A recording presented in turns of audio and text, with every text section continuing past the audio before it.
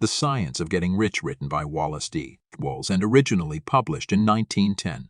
Read by Audiobooks Hub team. This recording is a production of the Audiobooks Hub. Copyright 2023. This recording may contain antiquated language, expressions, and ideas. While worthy of study, the views and opinions contained within this book may not necessarily reflect those of Audiobooks Hub nor affiliates. Unlock a world of knowledge and inspiration. Subscribe to Audiobooks Hub now, and let the captivating journey of Wallace Wattles, The Science of Getting Rich wisdom begin. Summary. The Science of Getting Rich is a personal development book written by Wallace D. Wattles, first published in 1910. The book is a guide to achieving wealth and success and is based on the idea that there is a scientific formula for getting rich. According to Wattles, the key to getting rich is to cultivate a specific mindset and set of habits that are conducive to wealth creation. He argues that by following a specific set of principles and taking consistent action, anyone can achieve financial success. Throughout the book, Wattles outlines these principles and offers practical advice for applying them in daily life. He encourages readers to focus on their goals, to take consistent action towards achieving those goals, and to cultivate the mindset and habits that are necessary for wealth creation. The Science of Getting Rich was cited by Rhonda Byrne as an inspiration for her film and book The Secret. Preface. His book is pragmatical, not philosophical. A practical manual, not a treatise upon theories. It is intended for the men and women whose most pressing need is for money, who wish to get rich first and philosophize afterward. It is for those who have, so far, found neither the time, the means, nor the opportunity to go deeply into the study of metaphysics, but who want results and who are willing to take the conclusions of science as a basis for action without going into all the processes by which those conclusions were reached. It is expected that the reader will take the fundamental statements upon faith, just as he would take statements concerning a law of electrical action if they were promulgated by a Marconi or an Edison, and taking the statements upon faith that he will prove their truth by acting upon them without fear or hesitation. Every man or woman who does this will certainly get rich, for the science herein applied is an exact science and failure is impossible. For the benefit, however, of those who wish to investigate philosophical theories and so secure a logical basis for faith, I will here cite certain authorities. A monistic theory of the universe. The theory that one is all and that all is one, that one substance manifests itself as the seeming many elements of the material world, is of Hindu origin and has been gradually winning its way into the thought of the Western world for 200 years. It is the foundation of all the Oriental philosophies and of those of Descartes, Spinoza, Leibniz, Schopenhauer, Hegel, and Emerson. The reader who would dig to the philosophical foundations is advised to read Hegel and Emerson, and he will do well to read The Eternal News, a very excellent pamphlet published by J. Brown, 300 Cathcart Road, Govan Hill, Glasgow, Scotland. He may also find some help in a series of articles written by the author, which were published in Nautilus Anoriokmus during the spring and summer of 1909 under the title What is Truth? In writing this book, I have sacrificed all other considerations to plainness and simplicity of style, so that all might understand. The plan of action laid down herein was deduced from the conclusions of philosophy. It has been thoroughly tested and bears the supreme test of practical experiment. It works. If you wish to know how the conclusions were arrived at, read the writings of the authors mentioned above. And if you wish to reap the fruits of their philosophies in actual practice, read this book and do exactly as it tells you to do. The author, Chapter 1. The right to be rich. Whatever may be said in praise of poverty, the fact remains that it is not possible to live a really complete or successful life unless one is rich. No man can rise to his greatest possible height in talent or soul development unless he has plenty of money. For to unfold the soul and to develop talent he must have many things to use, and he cannot have these things unless he has money to buy them with.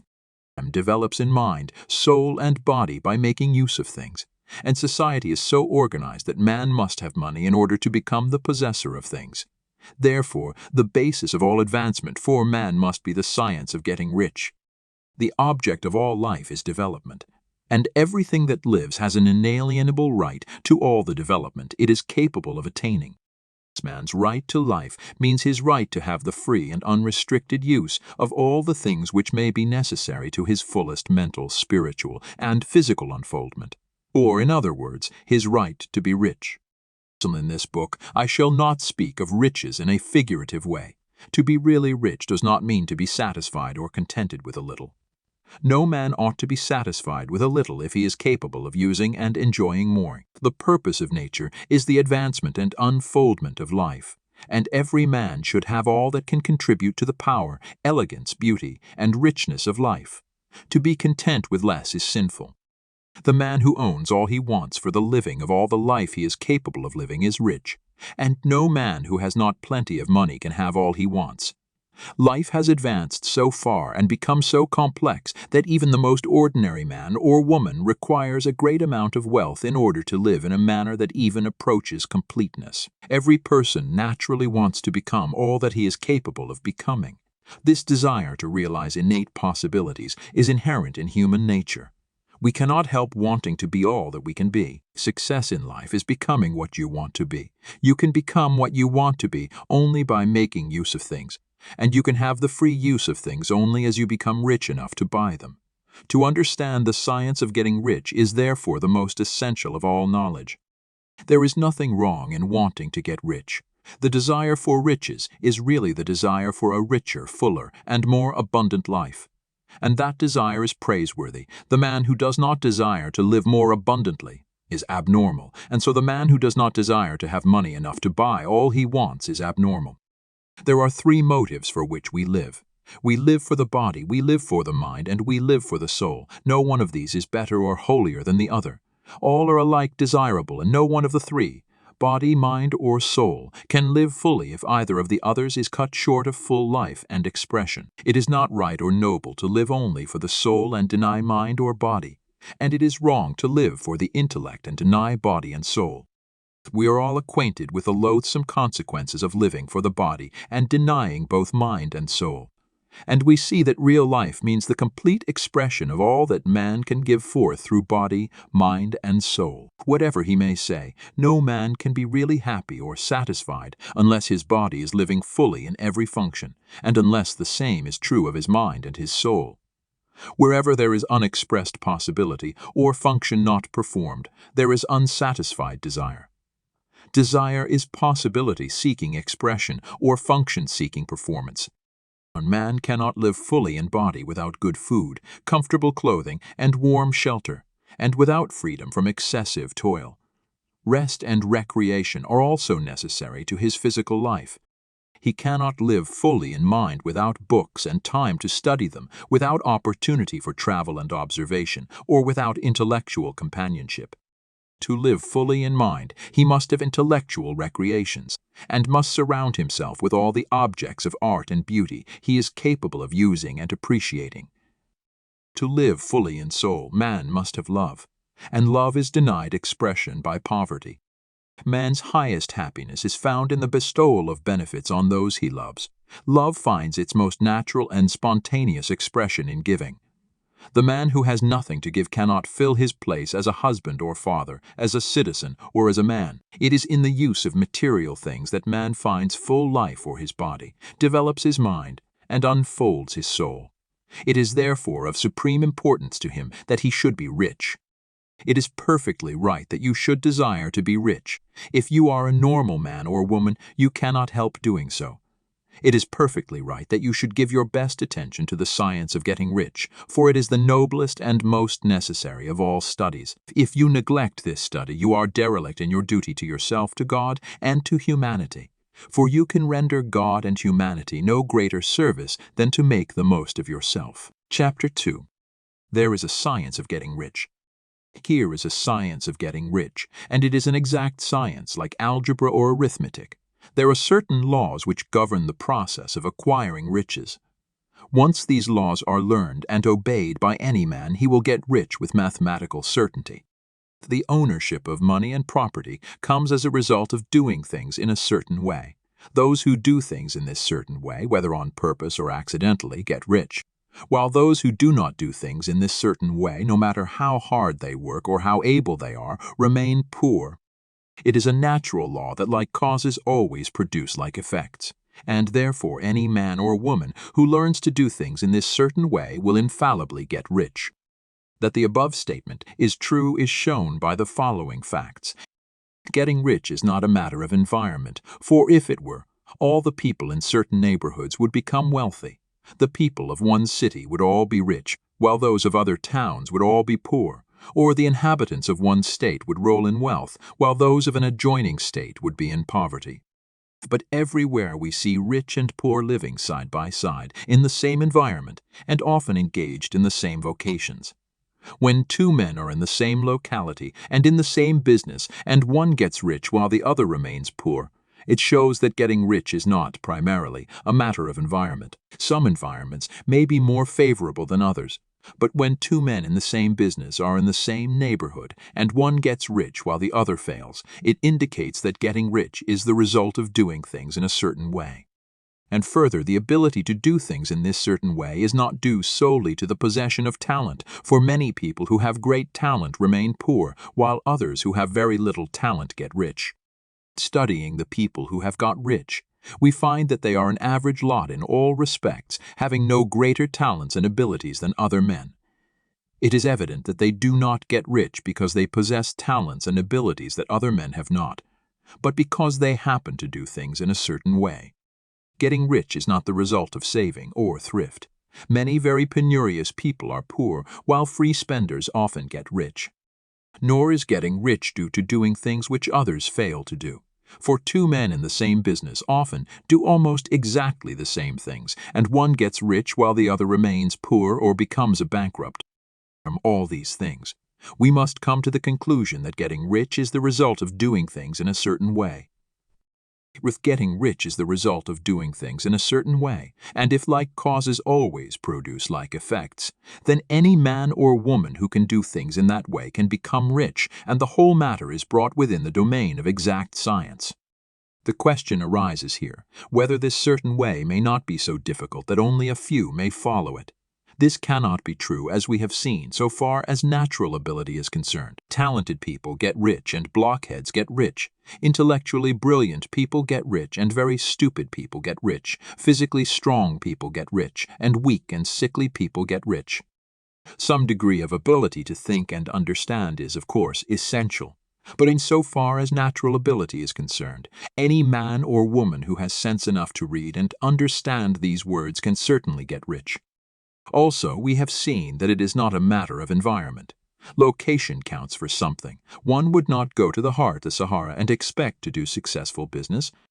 Getting rich involves the necessity of dealing with men and of being where there are people to deal with. And if these people are inclined to deal in the way you want to deal, so much the better. But that is about as far as environment goes. If anybody else in your town can get rich, so can you. And if anybody else in your state can get rich, so can you. Again, it is not a matter of choosing some particular business or profession. People get rich in every business and in every profession, while their next-door neighbors in the same vocation remain in poverty. It is true that you will do best in a business which you like and which is congenial to you. And if you have certain talents which are well developed, you will do best in a business which calls for the exercise of those talents. Also, you will do best in a business which is suited to your locality. An ice cream parlor would do better in a warm climate than in Greenland, and a salmon fishery will succeed better in the Northwest than in Florida, where there are no salmon. But aside from these general limitations, getting rich is not dependent upon your engaging in some particular business, but upon your learning to do things in a certain way. If you are now in business, and anybody else in your locality is getting rich in the same business, while you are not getting rich, it is because you are not doing things in the same way that the other person is doing them. No one is prevented from getting rich by lack of capital. True, as you get capital, the increase becomes more easy and rapid. But one who has capital is already rich and does not need to consider how to become so. No matter how poor you may be, if you begin to do things in the certain way, you will begin to get rich, and you will begin to have capital. The getting of capital is a part of the process of getting rich, and it is a part of the result which invariably follows the doing of things in the certain way. You may be the poorest man on the continent and be deeply in debt. You may have neither friends, influence, nor resources, but if you begin to do things in this way, you must infallibly begin to get rich, for like causes must produce like effects. If you have no capital, you can get capital. If you are in the wrong business, you can get into the right business. If you are in the wrong location, you can go to the right location, and you can do so by beginning in your present business and in your present location to do things in the certain way which causes success. Chapter 3. Is opportunity monopolized? A man is kept poor because opportunity has been taken away from him, because other people have monopolized the wealth and have put a fence around it. You may be shut off from engaging in business in certain lines, but there are other channels open to you. Probably it would be hard for you to get control of any of the great railroad systems. That field is pretty well monopolized. But the electric railway business is still in its infancy and offers plenty of scope for enterprise. And it will be but a very few years until traffic and transportation through the air will become a great industry, and in all its branches will give employment to hundreds of thousands and perhaps to millions of people. Why not turn your attention to the development of aerial transportation instead of competing with J.J. Hill and others for a chance in the steam railway world? It is quite true that if you are a workman in the employ of the Steel Trust, you have very little chance of becoming the owner of the plant in which you work. But it is also true that if you will commence to act in a certain way, you can soon leave the employ of the Steel Trust. You can buy a farm of from 10 to 40 acres and engage in business as a producer of foodstuffs. There is great opportunity at this time for men who will live upon small tracts of land and cultivate the same intensively. Such men will certainly get rich. You may say that it is impossible for you to get the land, but I am going to prove to you that it is not impossible, and that you can certainly get a farm if you will go to work in a certain way. At different periods, the tide of opportunity sets in different directions, according to the needs of the whole and the particular stage of social evolution which has been reached. At present, in America, it is setting toward agriculture and the allied industries and professions. Today, opportunity is open before the farmer in his line more than before the factory worker in his line. It is open before the businessman who supplies the farmer more than before the one who supplies the factory worker, and before the professional man who waits upon the farmer more than before the one who serves the working class. There is abundance of opportunity for the man who will go with the tide instead of trying to swim against it. So the factory workers, either as individuals or as a class, are not deprived of opportunity. The workers are not being kept down by their masters. They are not being ground by the trusts and combinations of capital. As a class, they are where they are because they do not do things in a certain way. If the workers of America chose to do so, they could follow the example of their brothers in Belgium and other countries and establish great department stores and cooperative industries. They could elect men of their own class to office and pass laws favoring development of such cooperative industries. And in a few years they could take peaceable possession of the industrial field. The working class may become the master class whenever they will begin to do things in a certain way. The law of wealth is the same for them as it is for all others. This they must learn, and they will remain where they are as long as they continue to do as they do. The individual worker, however, is not held down by the ignorance or the mental slothfulness of his class. He can follow the tide of opportunity to riches, and this book will tell him how. No one is kept in poverty by a shortness in the supply of riches. There is more than enough for all. A palace as large as the Capitol at Washington might be built for every family on earth from the building material in the United States alone.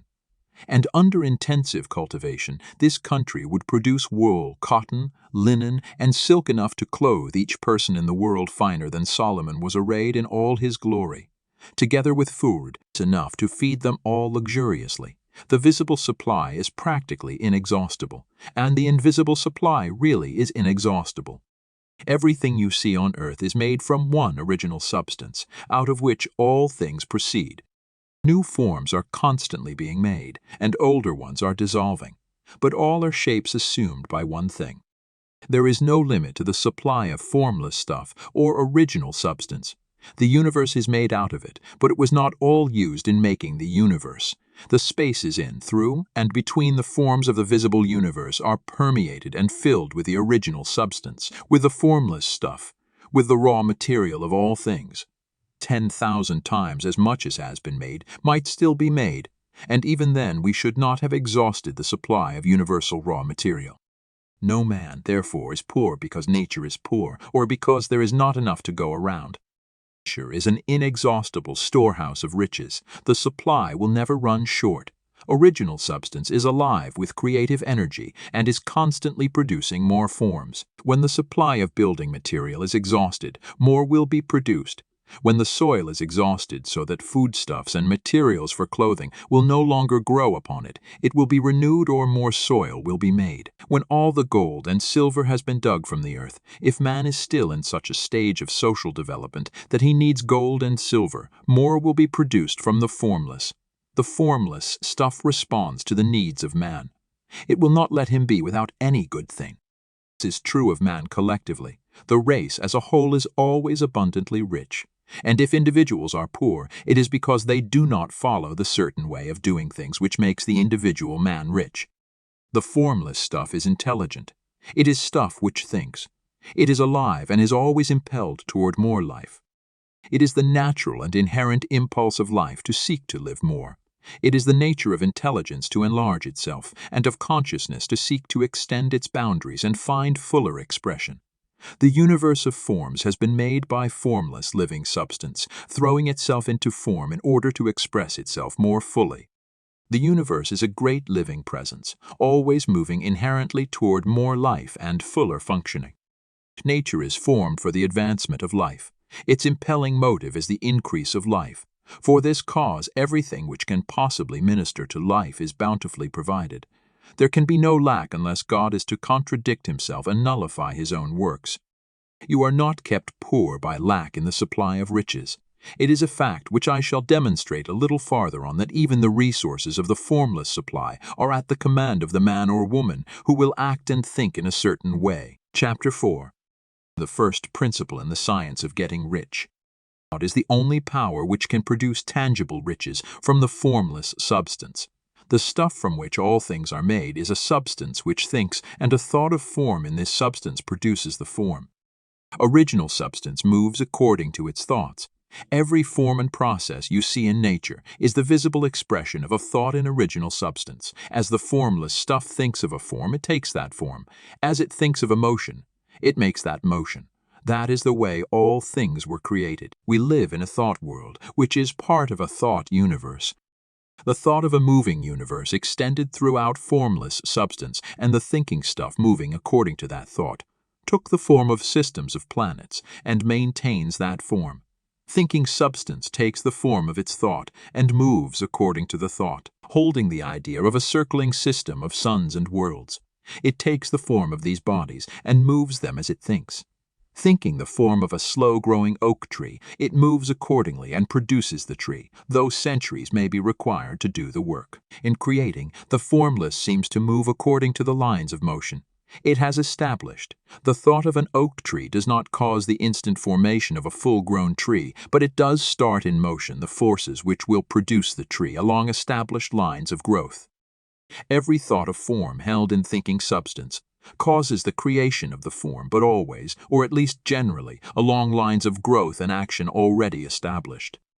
The thought of a house of a certain construction, if it were impressed upon formless substance, might not cause the instant formation of the house, but it would cause the turning of creative energies already working in trade and commerce into such channels as to result in the speedy building of the house. And if there were no existing channels through which the creative energy could work, then the house would be formed directly from primal substance, without waiting for the slow processes of the organic and inorganic world.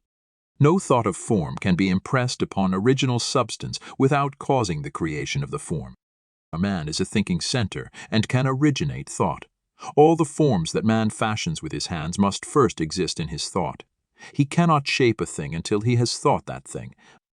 And so far man has confined his efforts wholly to the work of his hands. He has applied manual labor to the world of forms, seeking to change or modify those already existing.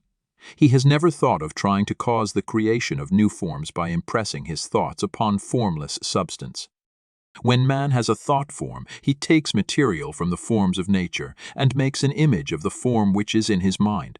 He has, so far, made little or no effort to cooperate with formless intelligence, to work with the Father. He has not dreamed that he can do what he seeth the Father doing, and reshapes and modifies existing forms by manual labor. He has given no attention to the question whether he may not produce things from formless substance by communicating his thoughts to it. We propose to prove that he may do so, to prove that any man or woman may do so, and to show how. As our first step, we must lay down 3 fundamental propositions. First, we assert that there is one original formless stuff or substance from which all things are made. All the seemingly many elements are but different presentations of one element. All the many forms found in organic and inorganic nature are but different shapes, made from the same stuff, and this stuff is thinking stuff. A thought held in it produces the form of the thought. Thought in thinking substance produces shapes. Man is a thinking center, capable of original thought. If man can communicate his thought to original thinking substance, he can cause the creation or formation of the thing he thinks about. To summarize this, there is a thinking stuff from which all things are made, and which in its original state permeates, penetrates, and fills the interspaces of the universe. A thought, in this substance, produces the thing that is imaged by the thought. Man can form things in his thought, and by impressing his thought upon formless substance, can cause the thing he thinks about to be created.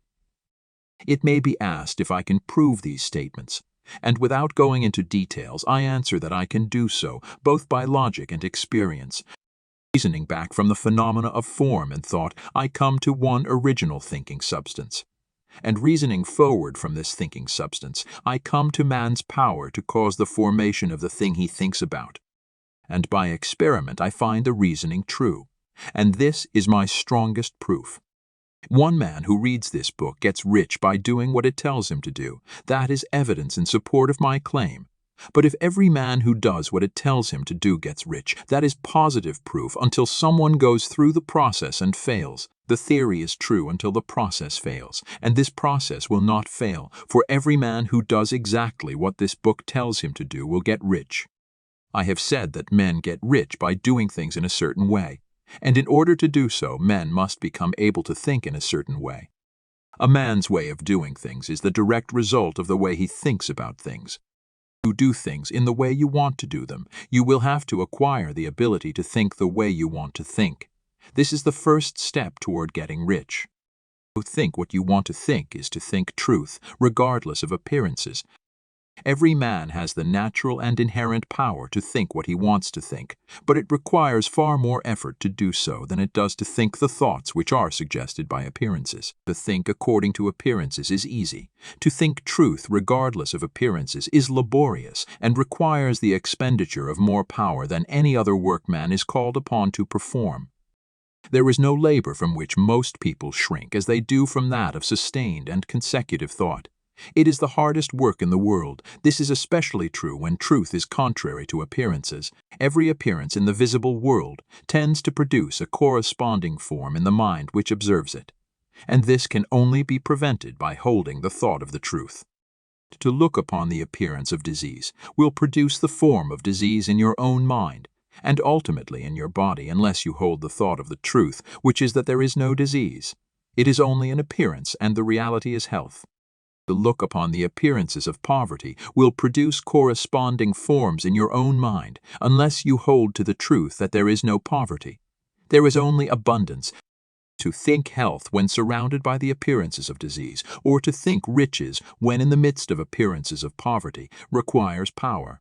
But he who acquires this power becomes a mastermind. He can conquer fate. He can have what he wants. This power can only be acquired by getting hold of the basic fact which is behind all appearances, and that fact is that there is one thinking substance from which and by which all things are made.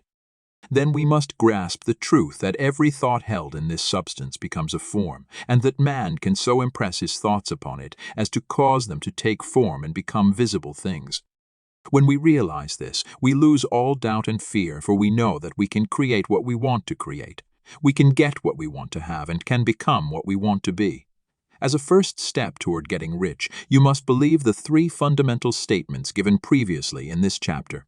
And in order to emphasize them, I repeat them here. There is a thinking stuff from which all things are made, and which in its original state permeates, penetrates, and fills the interspaces of the universe. A thought in this substance produces the thing that is imaged by the thought. Man can form things in his thought, and by impressing his thought upon formless substance, can cause the thing he thinks about to be created.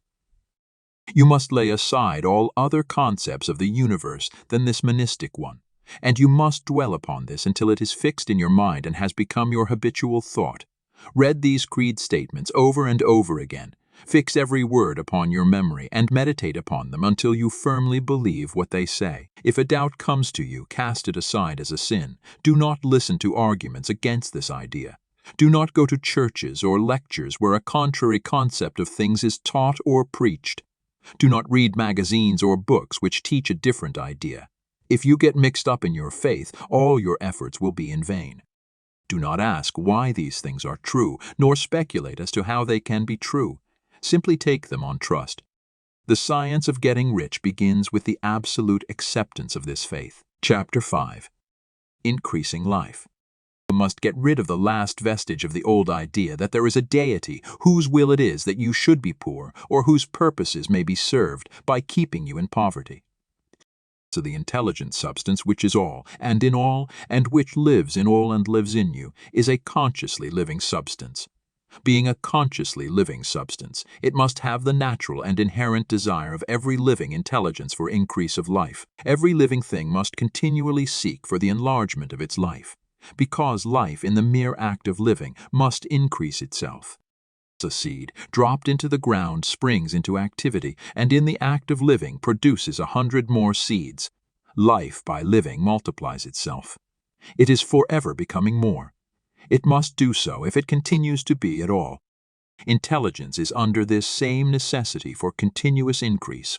Every thought we think makes it necessary for us to think another thought. Consciousness is continually expanding.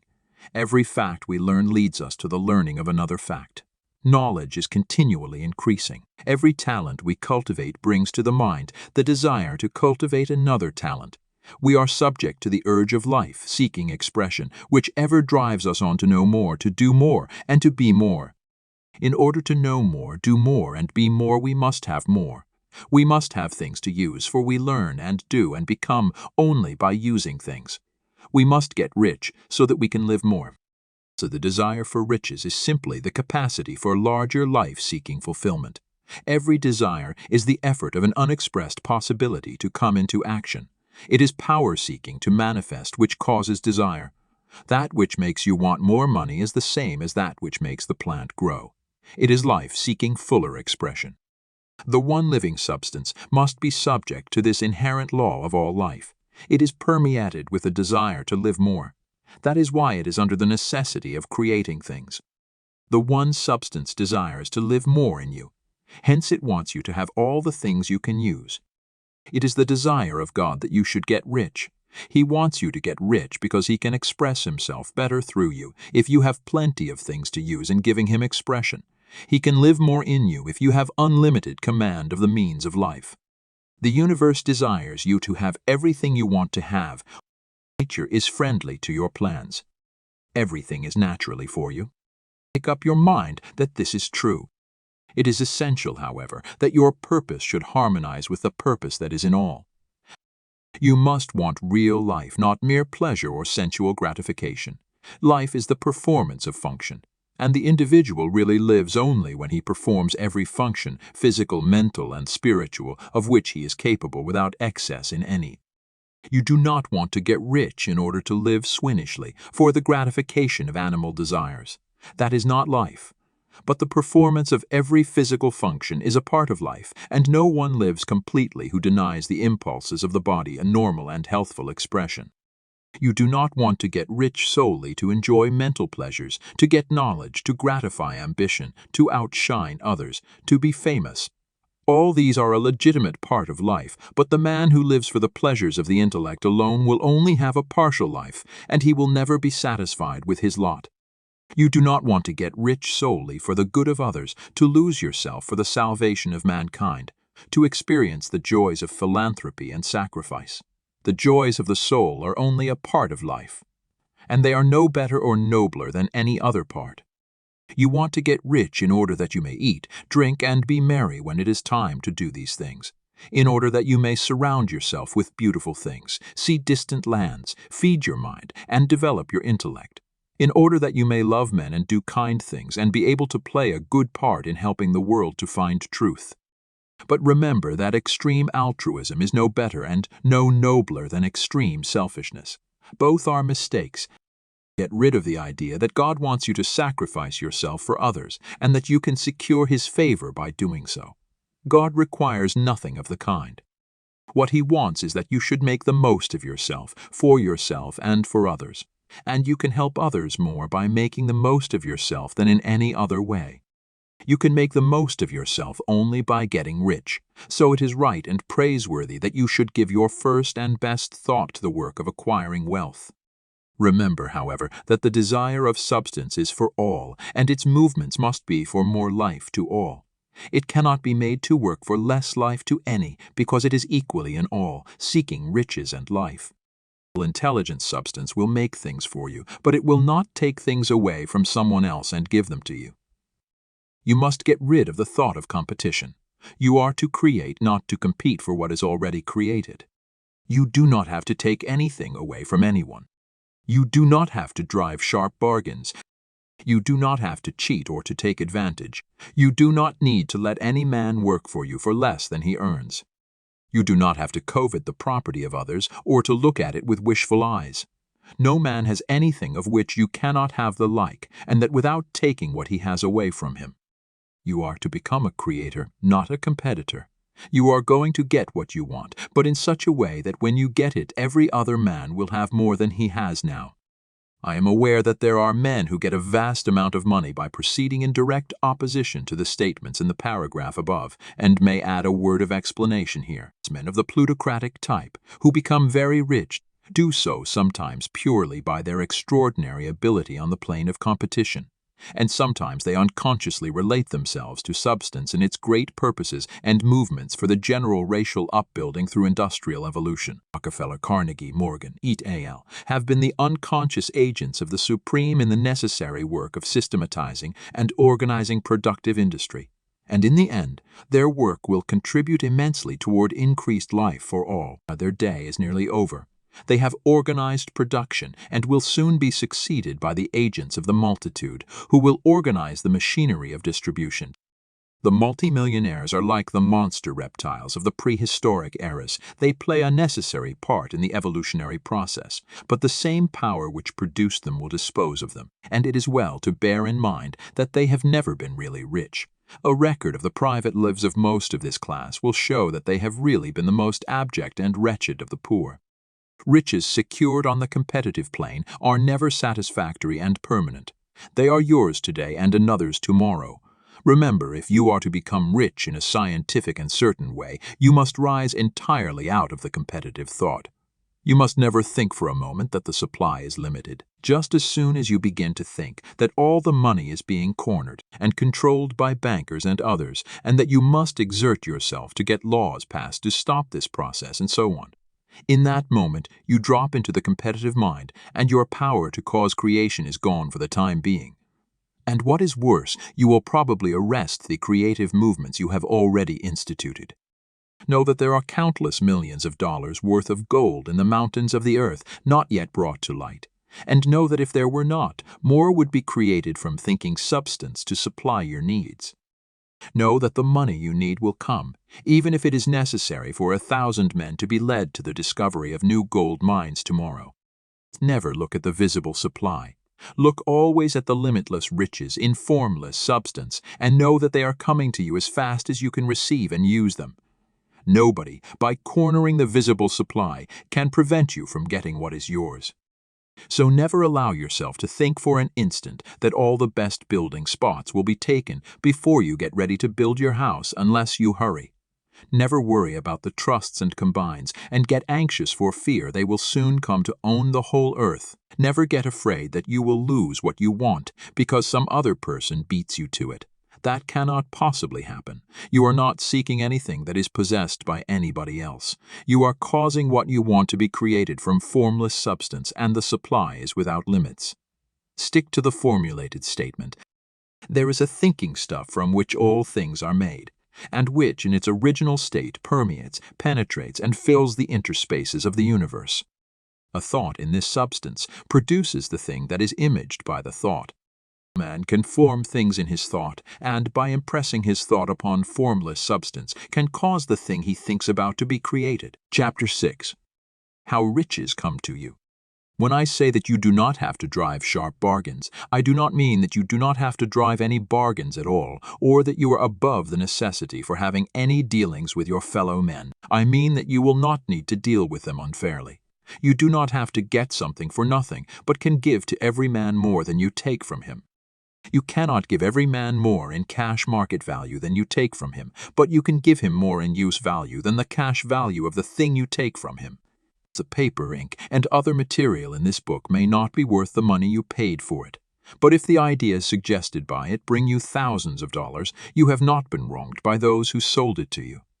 They have given you a great use value for a small cash value. Let us suppose that I own a picture by one of the great artists, which, in any civilized community, is worth thousands of dollars. I take it to Baffin Bay and by salesmanship induce an Eskimo to give a bundle of furs worth $500 for it. I have really wronged him, for he has no use for the picture. It has no use value to him. It will not add to his life. But suppose I give him a gun worth $50 for his furs. Then he has made a good bargain. He has use for the gun. It will get him many more furs and much food. It will add to his life in every way. It will make him rich. When you rise from the competitive to the creative plane, you can scan your business transactions very strictly. And if you are selling any man anything which does not add more to his life than the thing he gives you in exchange, you can afford to stop it. You do not have to beat anybody in business, and if you are in a business which does beat people, get out of it at once.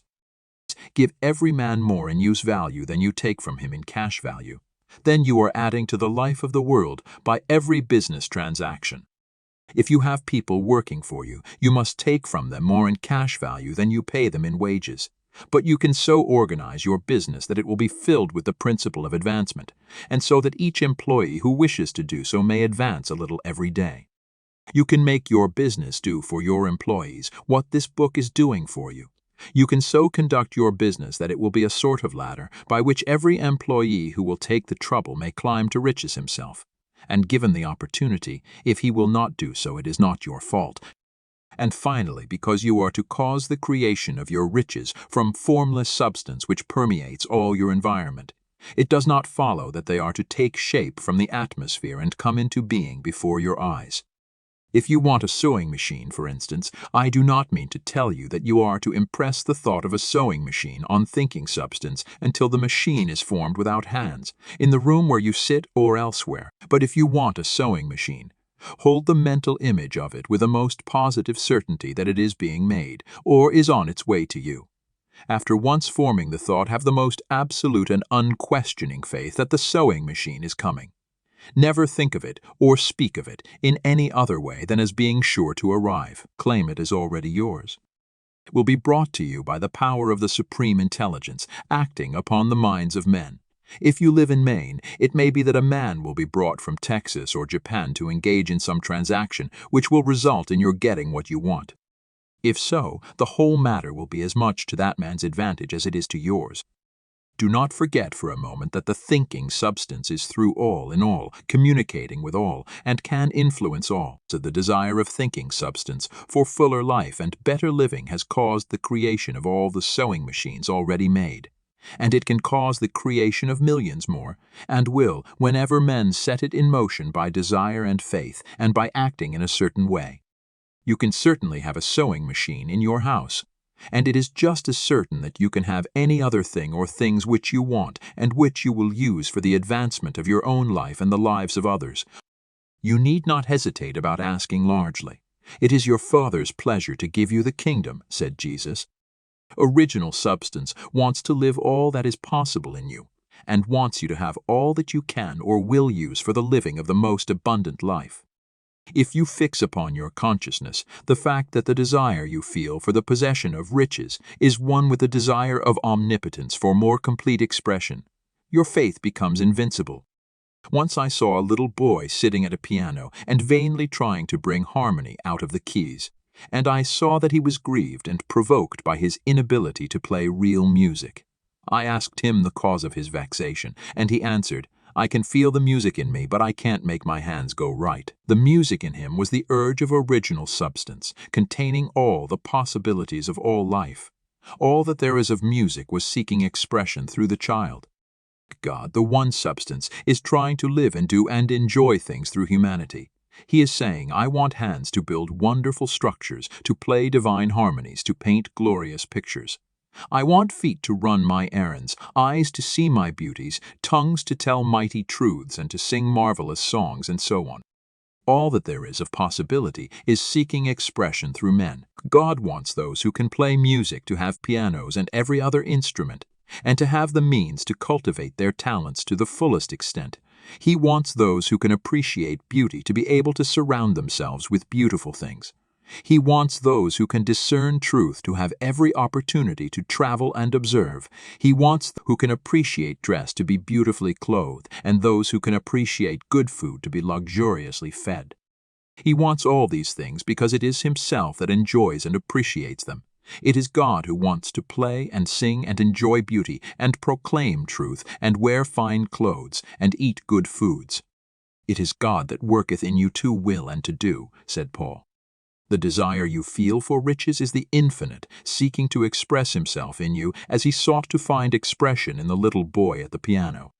So you need not hesitate to ask largely. Your part is to focalize and express the desires of God.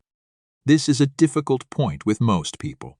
They retain something of the old idea that poverty and self-sacrifice are pleasing to God.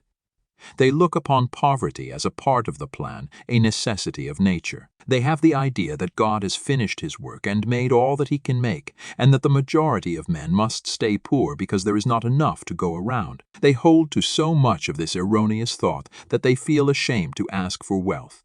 They try not to want more than a very modest competence, just enough to make them fairly comfortable. I recall now the case of one student who was told that he must get in mind a clear picture of the things he desired so that the creative thought of them might be impressed on formless substance. He was a very poor man, living in a rented house and having only what he earned from day to day. And he could not grasp the fact that all wealth was his. So, after thinking the matter over, he decided that he might reasonably ask for a new rug for the floor of his best room and an anthracite coal stove to heat the house during the cold weather. Following the instructions given in this book, he obtained these things in a few months. And then it dawned upon him that he had not asked enough. He went through the house in which he lived and planned all the improvements he would like to make in it. He mentally added a bay window here and a room there until it was complete in his mind as his ideal home. And then he planned its furnishings. Holding the whole picture in his mind, he began living in a certain way and moving toward what he wanted. And he owns the house now and is rebuilding it after the form of his mental image. And now, with still larger faith, he is going on to get greater things. It has been unto him according to his faith, and it is so with you and with all of us. Chapter 7. Attitude. The illustrations given in the last chapter will have conveyed to the reader the fact that the first step toward getting rich is to convey the idea of your wants to the formless substance. This is true, and you will see that in order to do so, it becomes necessary to relate yourself to the formless intelligence in a harmonious way. To secure this harmonious relation is a matter of such primary and vital importance that I shall give some space to its discussion here and give you instructions which, if you will follow them, will be certain to bring you into perfect unity of mind with God. The whole process of mental adjustment and atonement can be summed up in one word: gratitude. First, you believe that there is one intelligent substance from which all things proceed. Second, you believe that this substance gives you everything you desire. And third, you relate yourself to it by a feeling of deep and profound gratitude. Many people who order their lives rightly in all other ways are kept in poverty by their lack of gratitude. Having received one gift from God, they cut the wires which connect them with Him by failing to make acknowledgement. It is easy to understand that the nearer we live to the source of wealth, the more wealth we shall receive.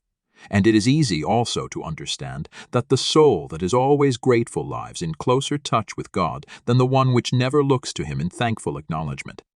The more gratefully we fix our minds on the Supreme when good things come to us, the more good things we will receive and the more rapidly they will come. And the reason simply is that the mental attitude of gratitude draws the mind into closer touch with the source from which the blessings come. If it is a new thought to you that gratitude brings your whole mind into closer harmony with the creative energies of the universe, consider it well and you will see that it is true.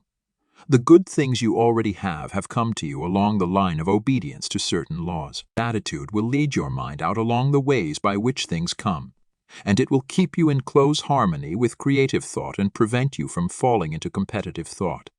Gratitude alone can keep you looking toward the all and prevent you from falling into the error of thinking of the supply as limited, and to do that would be fatal to your hopes. There is a law of gratitude, and it is absolutely necessary that you should observe the law if you are to get the results you seek. The law of gratitude is the natural principle that action and reaction are always equal and in opposite directions. The grateful outreaching of your mind in thankful praise to the Supreme is a liberation or expenditure of force. It cannot fail to reach that to which it is addressed, and the reaction is an instantaneous movement toward you. Draw nigh unto God, and He will draw nigh unto you. That is a statement of psychological truth. And if your gratitude is strong and constant, the reaction in formless substance will be strong and continuous. The movement of the things you want will be always toward you. Notice the grateful attitude that Jesus took. How He always seems to be saying, I thank Thee, Father, that Thou hearest me. You cannot exercise much power without gratitude, for it is gratitude that keeps you connected with power. But the value of gratitude does not consist solely in getting you more blessings in the future. Without gratitude, you cannot long keep from dissatisfied thought regarding things as they are. The moment you permit your mind to dwell with dissatisfaction upon things as they are, you begin to lose ground. You fix attention upon the common, the ordinary, the poor, and the squalid and mean. And your mind takes the form of these things. Then you will transmit these forms or mental images to the formless, and the common, the poor, the squalid, and mean will come to you. To permit your mind to dwell upon the inferior is to become inferior and to surround yourself with inferior things. On the other hand, to fix your attention on the best is to surround yourself with the best and to become the best. The creative power within us makes us into the image of that to which we give our attention. We are thinking substance, and thinking substance always takes the form of that which it thinks about.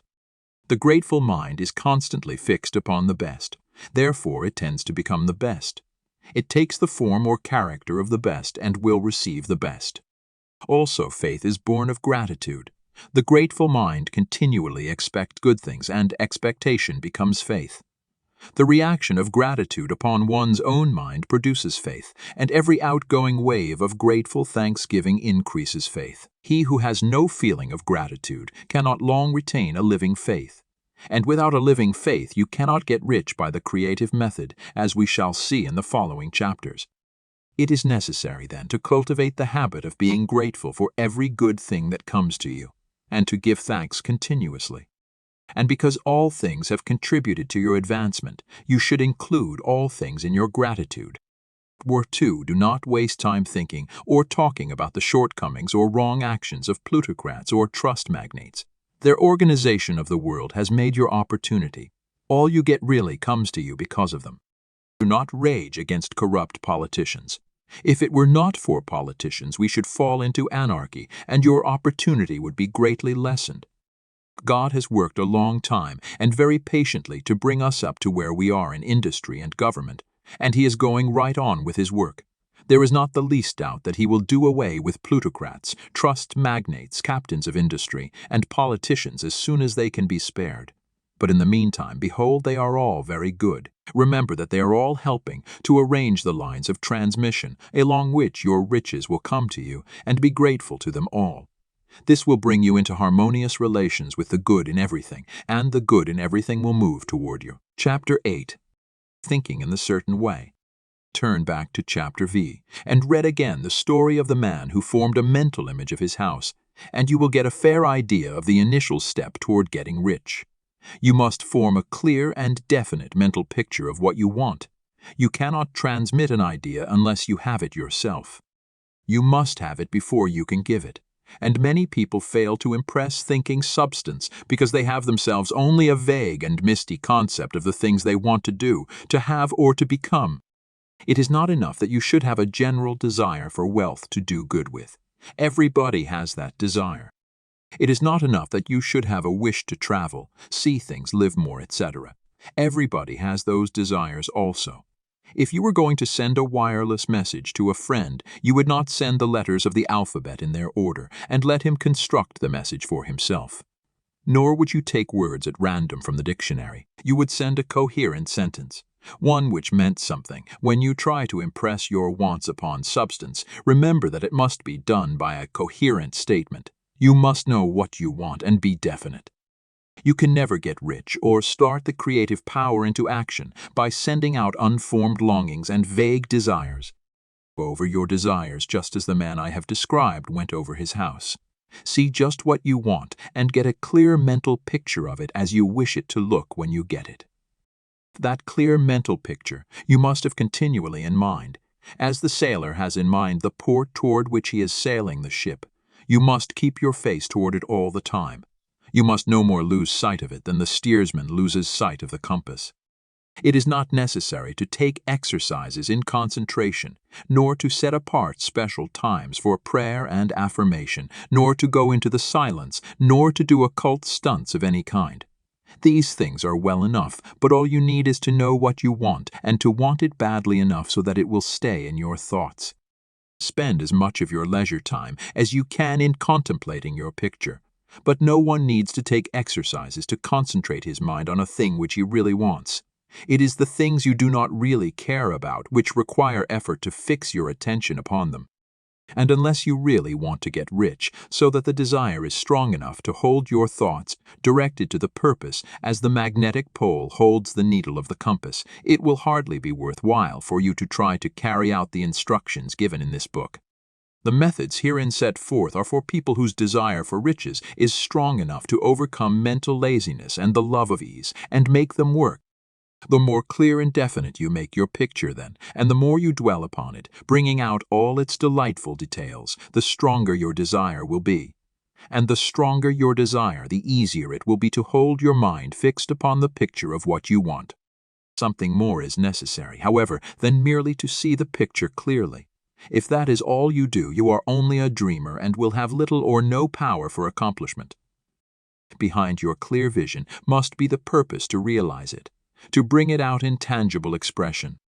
And behind this purpose must be an invincible and unwavering faith that the thing is already yours, that it is at hand and you have only to take possession of it. Live in the new house mentally until it takes form around you physically. In the mental realm, enter at once into full enjoyment of the things you want. Soever things ye ask for when ye pray, believe that ye receive them, and ye shall have them, said Jesus. See the things you want as if they were actually around you all the time. See yourself as owning and using them. Make use of them in imagination just as you will use them when they are your tangible possessions. Dwell upon your mental picture until it is clear and distinct, and then take the mental attitude of ownership toward everything in that picture. Take possession of it in mind, in the full faith that it is actually yours. Hold to this mental ownership. Do not waver for an instant in the faith that it is real. And remember what was said in a preceding chapter about gratitude. Be as thankful for it all the time as you expect to be when it has taken form.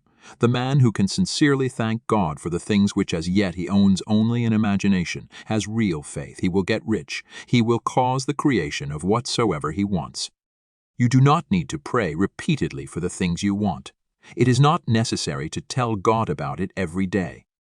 Use not vain repetitions as the heathen do, said Jesus to his pupils, for your Father knoweth that ye have need of these things before ye ask him. Your part is to intelligently formulate your desire for the things which make for a larger life, and to get these desires arranged into a coherent whole, and then to impress this whole desire upon the formless substance which has the power and the will to bring you what you want. You do not make this impression by repeating strings of words. You make it by holding the vision with unshakable purpose to attain it, and with steadfast faith that you do attain it. The answer to prayer is not according to your faith while you are talking, but according to your faith while you are working. You cannot impress the mind of God by having a special Sabbath day set apart to tell Him what you want, and then forgetting Him during the rest of the week. You cannot impress Him by having special hours to go into your closet and pray. If you then dismiss the matter from your mind until the hour of prayer comes again, if your oral prayer is well enough and has its effect especially upon yourself, in clarifying your vision and strengthening your faith. But it is not your oral petitions which get you what you want. In order to get rich, you do not need a sweet hour of prayer. You need to pray without ceasing, and by prayer I mean holding steadily to your vision, with the purpose to cause its creation into solid form and the faith that you are doing so. Believe that ye receive them. The whole matter turns on receiving, once you have clearly formed your vision. When you have formed it, it is well to make an oral statement, addressing the Supreme in reverent prayer. And from that moment you must, in mind, receive what you ask for, live in the new house, wear the fine clothes, ride in the automobile, go on the journey and confident land for greater journeys. Think and speak of all the things you have asked for in terms of actual present ownership. Imagine an environment and a financial condition exactly as you want them, and live all the time in that imaginary environment and financial condition. Mind, however, that you do not do this as a mere dreamer and castle builder. Hold to the faith that the imaginary is being realized, and to the purpose to realize it. Remember that it is faith and purpose in the use of the imagination which make the difference between the scientist and the dreamer. And having learned this fact, it is here that you must learn the proper use of the will. Chapter 9. How to use the will. Set about getting rich in a scientific way. You do not try to apply your willpower to anything outside of yourself. You have no right to do so anyway. It is wrong to apply your will to other men and women in order to get them to do what you wish done. It is as flagrantly wrong to coerce people by mental power as it is to coerce them by physical power. If compelling people by physical force to do things for you reduces them to slavery, compelling them by mental means accomplishes exactly the same thing. The only difference is in methods. If taking things from people by physical force is robbery, then taking things by mental force is robbery also. There is no difference in principle. You have no right to use your willpower upon another person, even for his own good, for you do not know what is for his good. The science of getting rich does not require you to apply power or force to any other person, in any way whatsoever.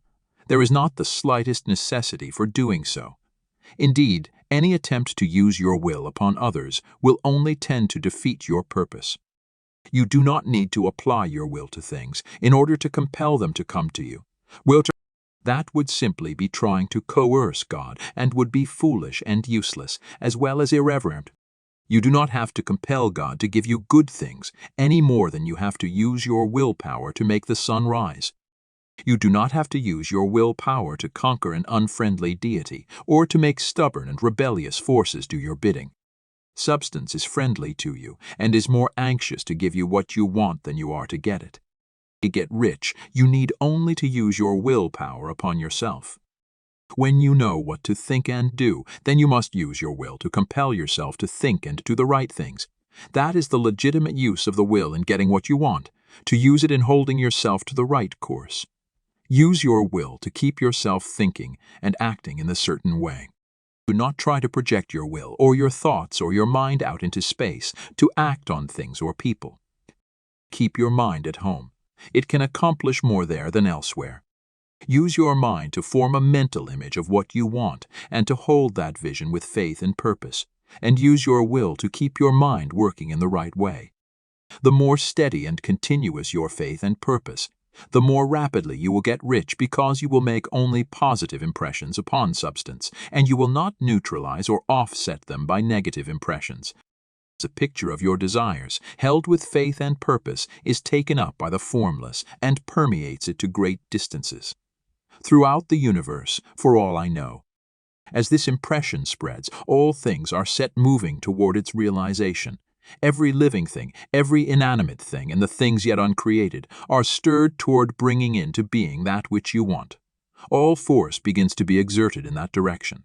All things begin to move toward you. The minds of people everywhere are influenced toward doing the things necessary to the fulfilling of your desires. And they work for you unconsciously. But you can check all this by starting a negative impression in the formless substance. Doubt or unbelief is as certain to start a movement away from you as faith and purpose are to start one toward you. It is by not understanding this that most people who try to make use of mental science in getting rich make their failure. Every hour and moment you spend in giving heed to doubts and fears, every hour you spend in worry, every hour in which your soul is possessed by unbelief, sets a current away from you in the whole domain of intelligent substance. All the promises are unto them that believe, and unto them only. Notice how insistent Jesus was upon this point of belief. And now you know the reason why. Since belief is all important, it behooves you to guard your thoughts. And as your beliefs will be shaped to a very great extent by the things you observe and think about, it is important that you should command your attention. And here the will comes into use. For it is by your will that you determine upon what things your attention shall be fixed. If you want to become rich, you must not make a study of poverty. Things are not brought into being by thinking about their opposites. Health is never to be attained by studying disease and thinking about disease. Righteousness is not to be promoted by studying sin and thinking about sin. And no one ever got rich by studying poverty and thinking about poverty. Sin as a science of disease has increased disease. Religion as a science of sin has promoted sin, and economics as a study of poverty will fill the world with wretchedness and want. Do not talk about poverty. Do not investigate it or concern yourself with it. Never mind what its causes are. You have nothing to do with them. What concerns you is the cure. Do not spend your time in charitable work or charity movements. All charity only tends to perpetuate the wretchedness it aims to eradicate. I do not say that you should be hard-hearted or unkind and refuse to hear the cry of need, but you must not try to eradicate poverty in any of the conventional ways. Put poverty behind you and put all that pertains to it behind you and make good. Get rich. That is the best way you can help the poor. And you cannot hold the mental image which is to make you rich if you fill your mind with pictures of poverty. Do not read books or papers which give circumstantial accounts of the wretchedness of the tenement dwellers, of the horrors of child labor, and so on. Do not read anything which fills your mind with gloomy images of want and suffering.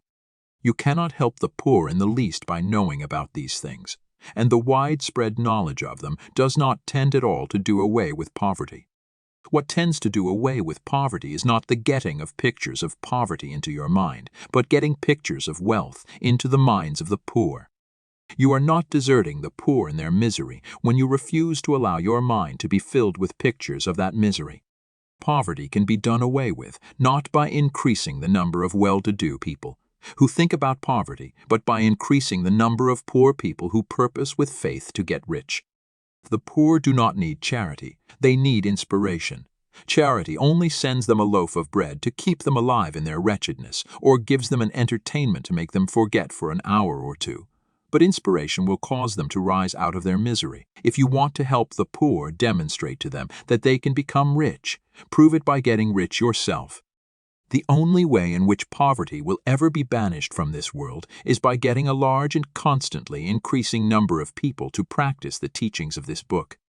People must be taught to become rich by creation, not by competition. Every man who becomes rich by competition throws down behind him the ladder by which he rises and keeps others down. But every man who gets rich by creation opens a way for thousands to follow him and inspires them to do so. You are not showing hardness of heart or an unfeeling disposition when you refuse to pity poverty, see poverty, read about poverty, or think or talk about it, or to listen to those who do talk about it.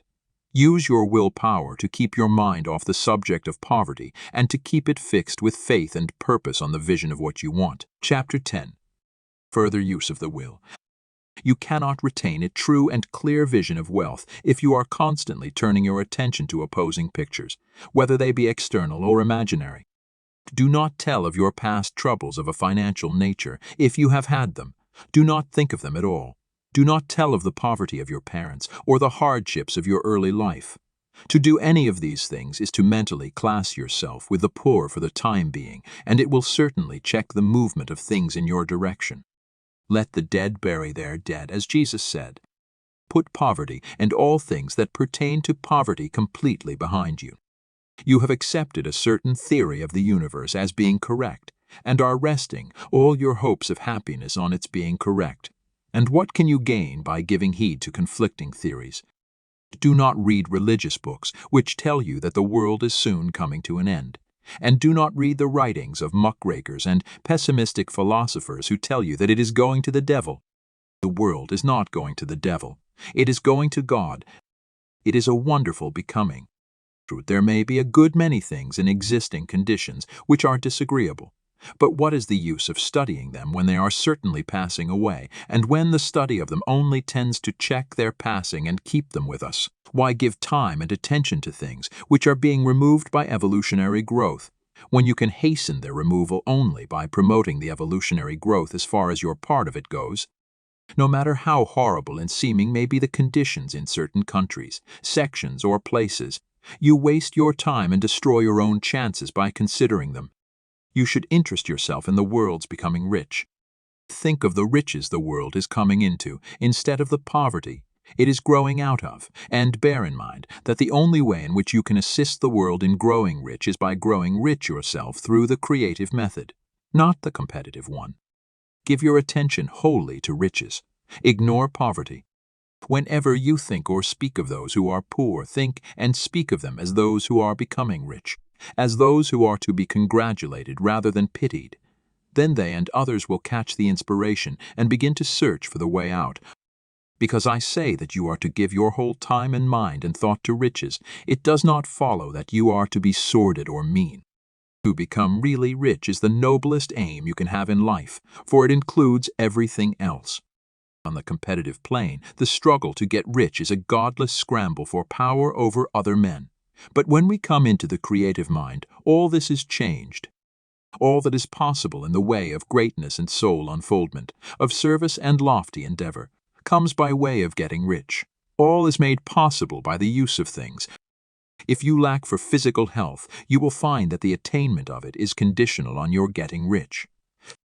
Only those who are emancipated from financial worry and who have the means to live a carefree existence and follow hygienic practices can have and retain health.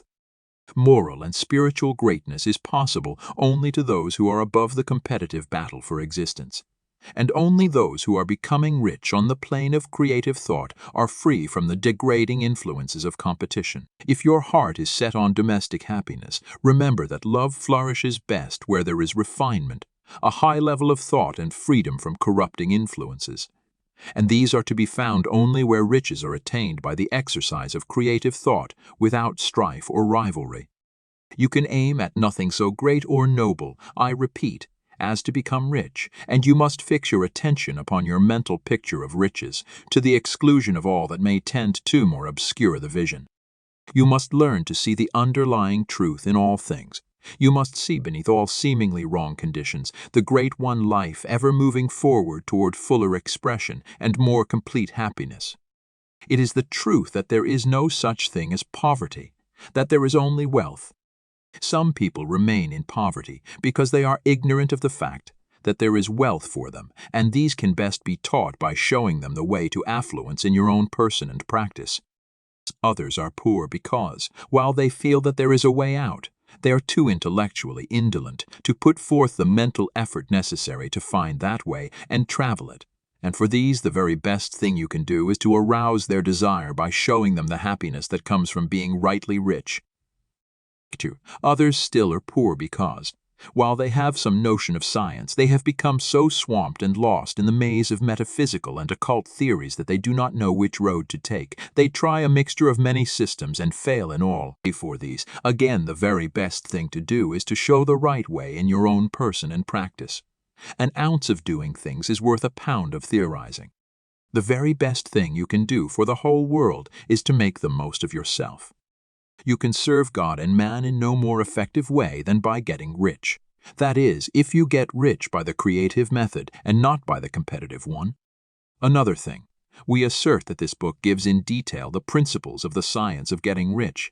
And if that is true, you do not need to read any other book upon the subject. This may sound narrow and egotistical, but consider, there is no more scientific method of computation in mathematics than by addition, subtraction, multiplication, and division.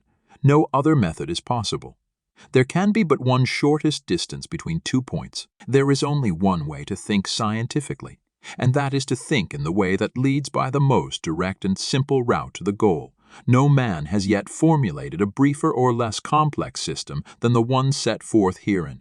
It has been stripped of all non-essentials. When you comment on this, lay all others aside. Put them out of your mind altogether. Read this book every day. Keep it with you. Commit it to memory and do not think about other systems and theories. If you do, you will begin to have doubts and to be uncertain and wavering in your thought. And then you will begin to make failures. After you have made good and become rich, you may study other systems as much as you please. But until you are quite sure that you have gained what you want, do not read anything on this line but this book, unless it be the authors mentioned in the preface. And read only the most optimistic comments on the world's news, those in harmony with your picture. Also, postpone your investigations into the occult. Do not dabble in theosophy, spiritualism, or kindred studies. It is very likely that the dead still live and are near, but if they are, let them alone. Mind your own business. Wherever the spirits of the dead may be, they have their own work to do and their own problems to solve, and we have no right to interfere with them. We cannot help them, and it is very doubtful whether they can help us or whether we have any right to trespass upon their time if they can. Let the dead and the hereafter alone and solve your own problem. Get rich if you begin to mix with the occult. You will start mental cross-currents which will surely bring your hopes to shipwreck. Now, this and the preceding chapters have brought us to the following statement of basic facts. There is a thinking stuff from which all things are made, and which in its original state permeates, penetrates, and fills the interspaces of the universe. A thought in this substance produces the thing that is imaged by the thought. Man can form things in his thought, and by impressing his thought upon formless substance, can cause the thing he thinks about to be created. In order to do this, man must pass from the competitive to the creative mind. He must form a clear mental picture of the things he wants, and hold this picture in his thoughts with a fixed purpose to get what he wants, and the unwavering faith that he does get what he wants, closing his mind against all that may tend to shake his purpose, dim his vision, or quench his faith. And in addition to all this, we shall now see that he must live and act in a certain way. Chapter 11. Acting in the certain way. Thought is the creative power, or the impelling force which causes the creative power to act. Thinking in a certain way will bring riches to you, but you must not rely upon thought alone, paying no attention to personal action. That is the rock upon which many otherwise scientific metaphysical thinkers meet shipwreck, the failure to connect thought with personal action. We have not yet reached the stage of development, even supposing such a stage to be possible, in which man can create directly from formless substance without nature's processes or the work of human hands. Man must not only think, but his personal action must supplement his thought. By thought you can cause the gold in the hearts of the mountains to be impelled toward you, but it will not mine itself, refine itself, coin itself into double eagles, and come rolling along the road seeking its way into your pocket. Under the impelling power of the Supreme Spirit, men's affairs will be so ordered that someone will be led to mine the gold for you. Other men's business transactions will be so directed that the gold will be brought toward you, and you must so arrange your own business affairs that you may be able to receive it when it comes to you. Your thought makes all things, animate and inanimate, work to bring you what you want. But your personal activity must be such that you can rightly receive what you want when it reaches you. You are not to take it as charity, nor to steal it. You must give every man more in use value than he gives you in cash value. The scientific use of thought consists in forming a clear and distinct mental image of what you want, in holding fast to the purpose to get what you want, and in realizing with grateful faith that you do get what you want. Do not try to project your thought in any mysterious or occult way with the idea of having it go out and do things for you. That is wasted effort and will weaken your power to think with sanity. The action of thought in getting rich is fully explained in the preceding chapters. Your faith and purpose positively impress your vision upon formless substance, which has the same desire for more life that you have. And this vision, received from you, sets all the creative forces at work in and through their regular channels of action, but directed toward you. It is not your part to guide or supervise the creative process. All you have to do with that is to retain your vision, stick to your purpose, and maintain your faith and gratitude. But you must act in a certain way so that you can appropriate what is yours when it comes to you, so that you can meet the things you have in your picture and put them in their proper places as they arrive. You can readily see the truth of this. When things reach you, they will be in the hands of other men who will ask an equivalent for them. And you can only get what is yours by giving the other man what is his. Your pocketbook is not going to be transformed into a Fortunatus's purse, which shall be always full of money without effort on your part. This is the crucial point in the science of getting rich. Right here, where thought and personal action must be combined. There are very many people who consciously or unconsciously set the creative forces in action by the strength and persistence of their desires, but who remain poor because they do not provide for the reception of the thing they want when it comes. By thought, the thing you want is brought to you. By action, you receive it. Whatever your action is to be, it is evident that you must act now. You cannot act in the past, and it is essential to the clearness of your mental vision that you dismiss the past from your mind. You cannot act in the future, for the future is not here yet, and you cannot tell how you will want to act in any future contingency until that contingency has arrived. Because you are not in the right business or the right environment now. Do not think that you must postpone action until you get into the right business or environment, and do not spend time in the present taking thought as to the best course in possible future emergencies. Have faith in your ability to meet any emergency when it arrives.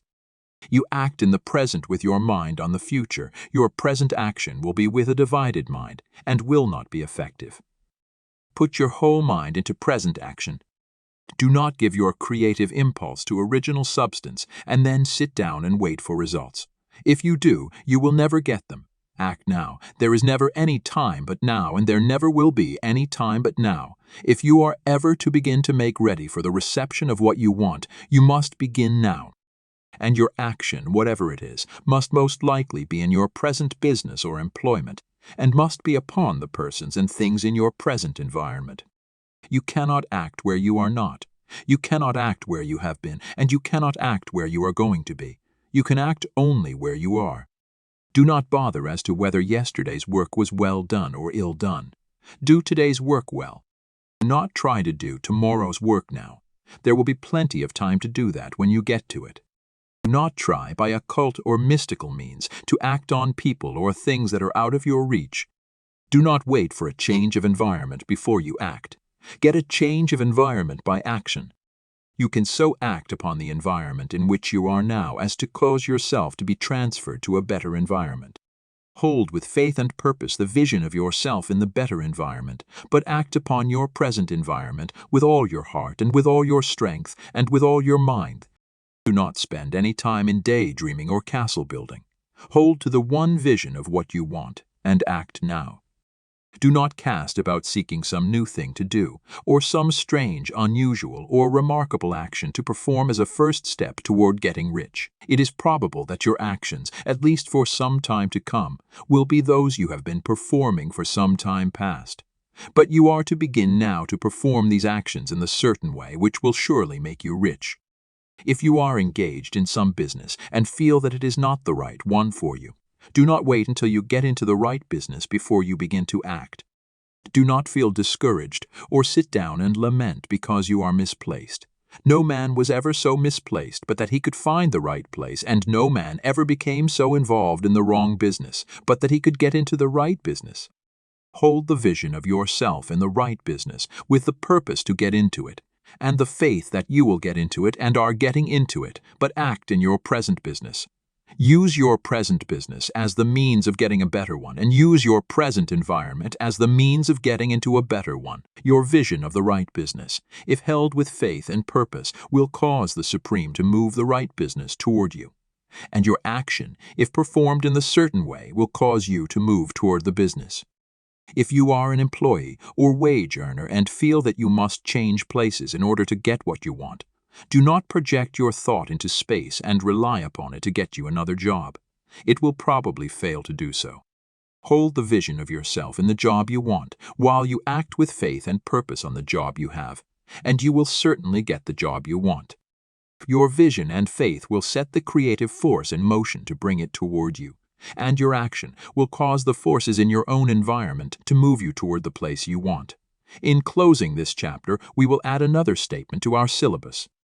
There is a thinking stuff from which all things are made, and which in its original state permeates, penetrates, and fills the interspaces of the universe. A thought in this substance produces the thing that is imaged by the thought. Man can form things in his thought, and by impressing his thoughts upon formless substance, can cause the thing he thinks about to be created. In order to do this, man must pass from the competitive to the creative mind.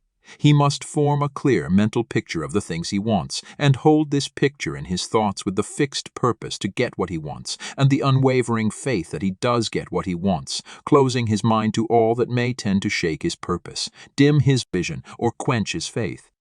That he may receive what he wants when it comes, man must act now upon the people and things in his present environment. Chapter 12.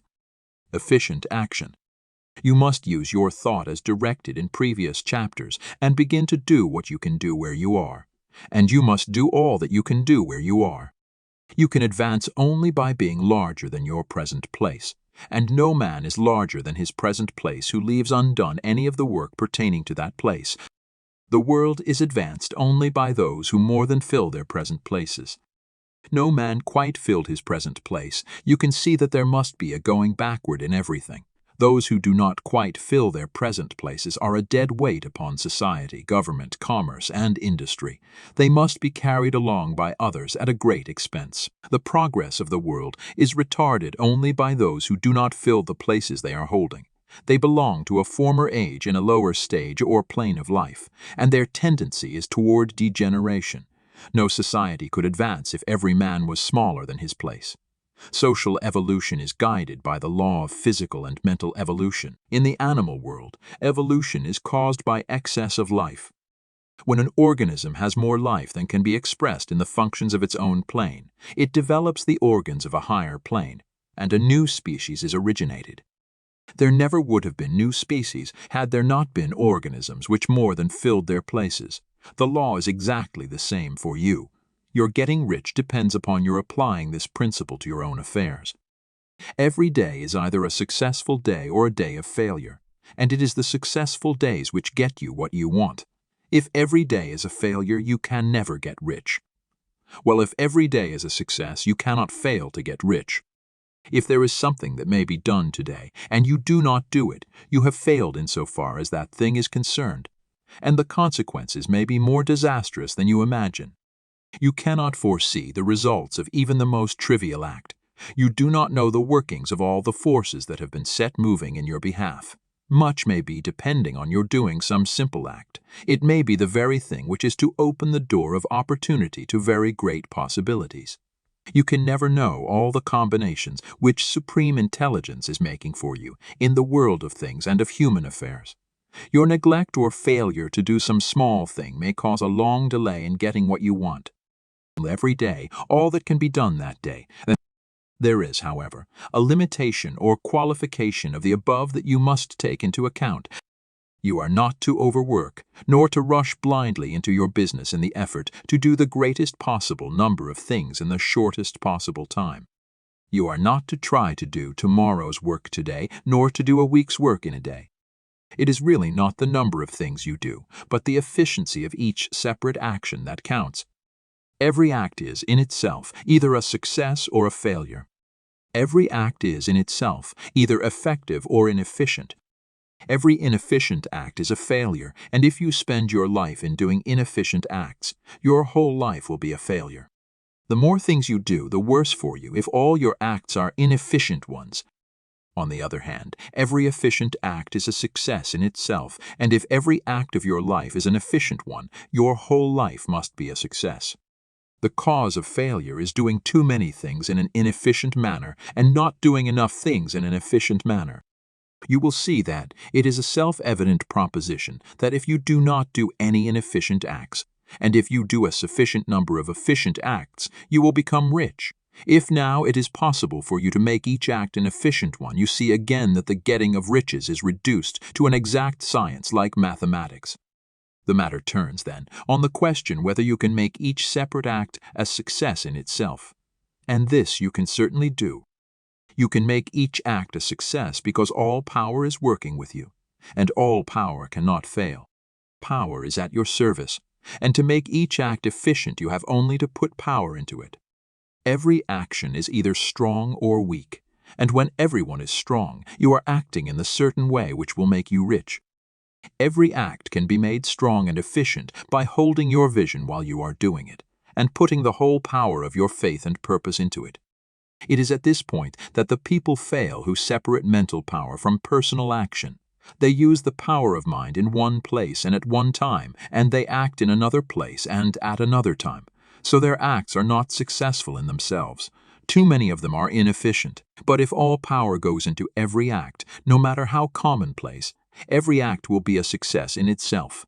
And as in the nature of things, every success opens the way to other successes, your progress toward what you want, and the progress of what you want toward you, will become increasingly rapid. Remember that successful action is cumulative in its results. Since the desire for more life is inherent in all things, when a man begins to move toward larger life, more things attach themselves to him, and the influence of his desire is multiplied. Do every day all that you can do that day, and do each act in an efficient manner. In saying that you must hold your vision while you are doing each act, however trivial or commonplace, I do not mean to say that it is necessary at all times to see the vision distinctly to its smallest details. It should be the work of your leisure hours to use your imagination on the details of your vision, and to contemplate them until they are firmly fixed upon your memory. If you wish speedy results, spend practically all your spare time in this practice. By continuous contemplation, you will get the picture of what you want, even to the smallest detail, so firmly fixed upon your mind and so completely transferred to the mind of formless substance, that in your working hours you need only to mentally refer to the picture to stimulate your faith and purpose and cause your best effort to be put forth. Contemplate your picture in your leisure hours, until your consciousness is so full of it that you can grasp it instantly. You will become so enthused with its bright promises that the mere thought of it will call forth the strongest energies of your whole being. Let us again repeat our syllabus, and by slightly changing the closing statements, bring it to the point we have now reached. There is a thinking stuff from which all things are made, and which in its original state permeates, penetrates, and fills the interspaces of the universe. A thought in this substance, produces the thing that is imaged by the thought. Man can form things in his thought, and by impressing his thought upon formless substance, can cause the thing he thinks about to be created. In order to do this, man must pass from the competitive to the creative mind. He must form a clear mental picture of the things he wants and do, with faith and purpose, all that can be done each day, doing each separate thing in an efficient manner. Chapter 13. Getting into the right business. Success in any particular business depends for one thing upon your possessing in a well-developed state the faculties required in that business.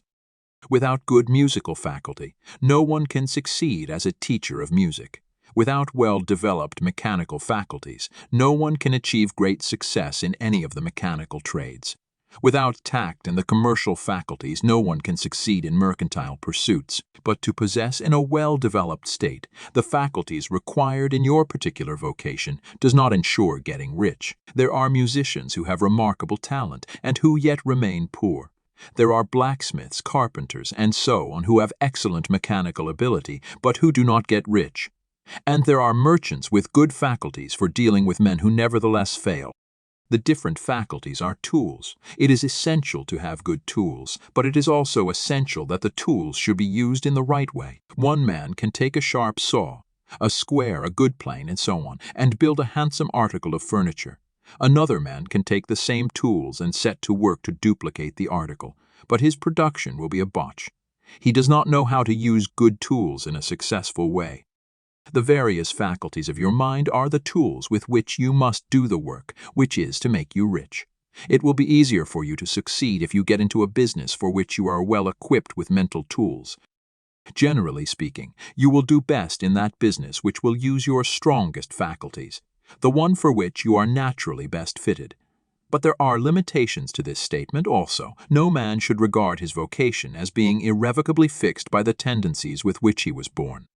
You can get rich in any business, for if you have not the right talent for it, you can develop that talent.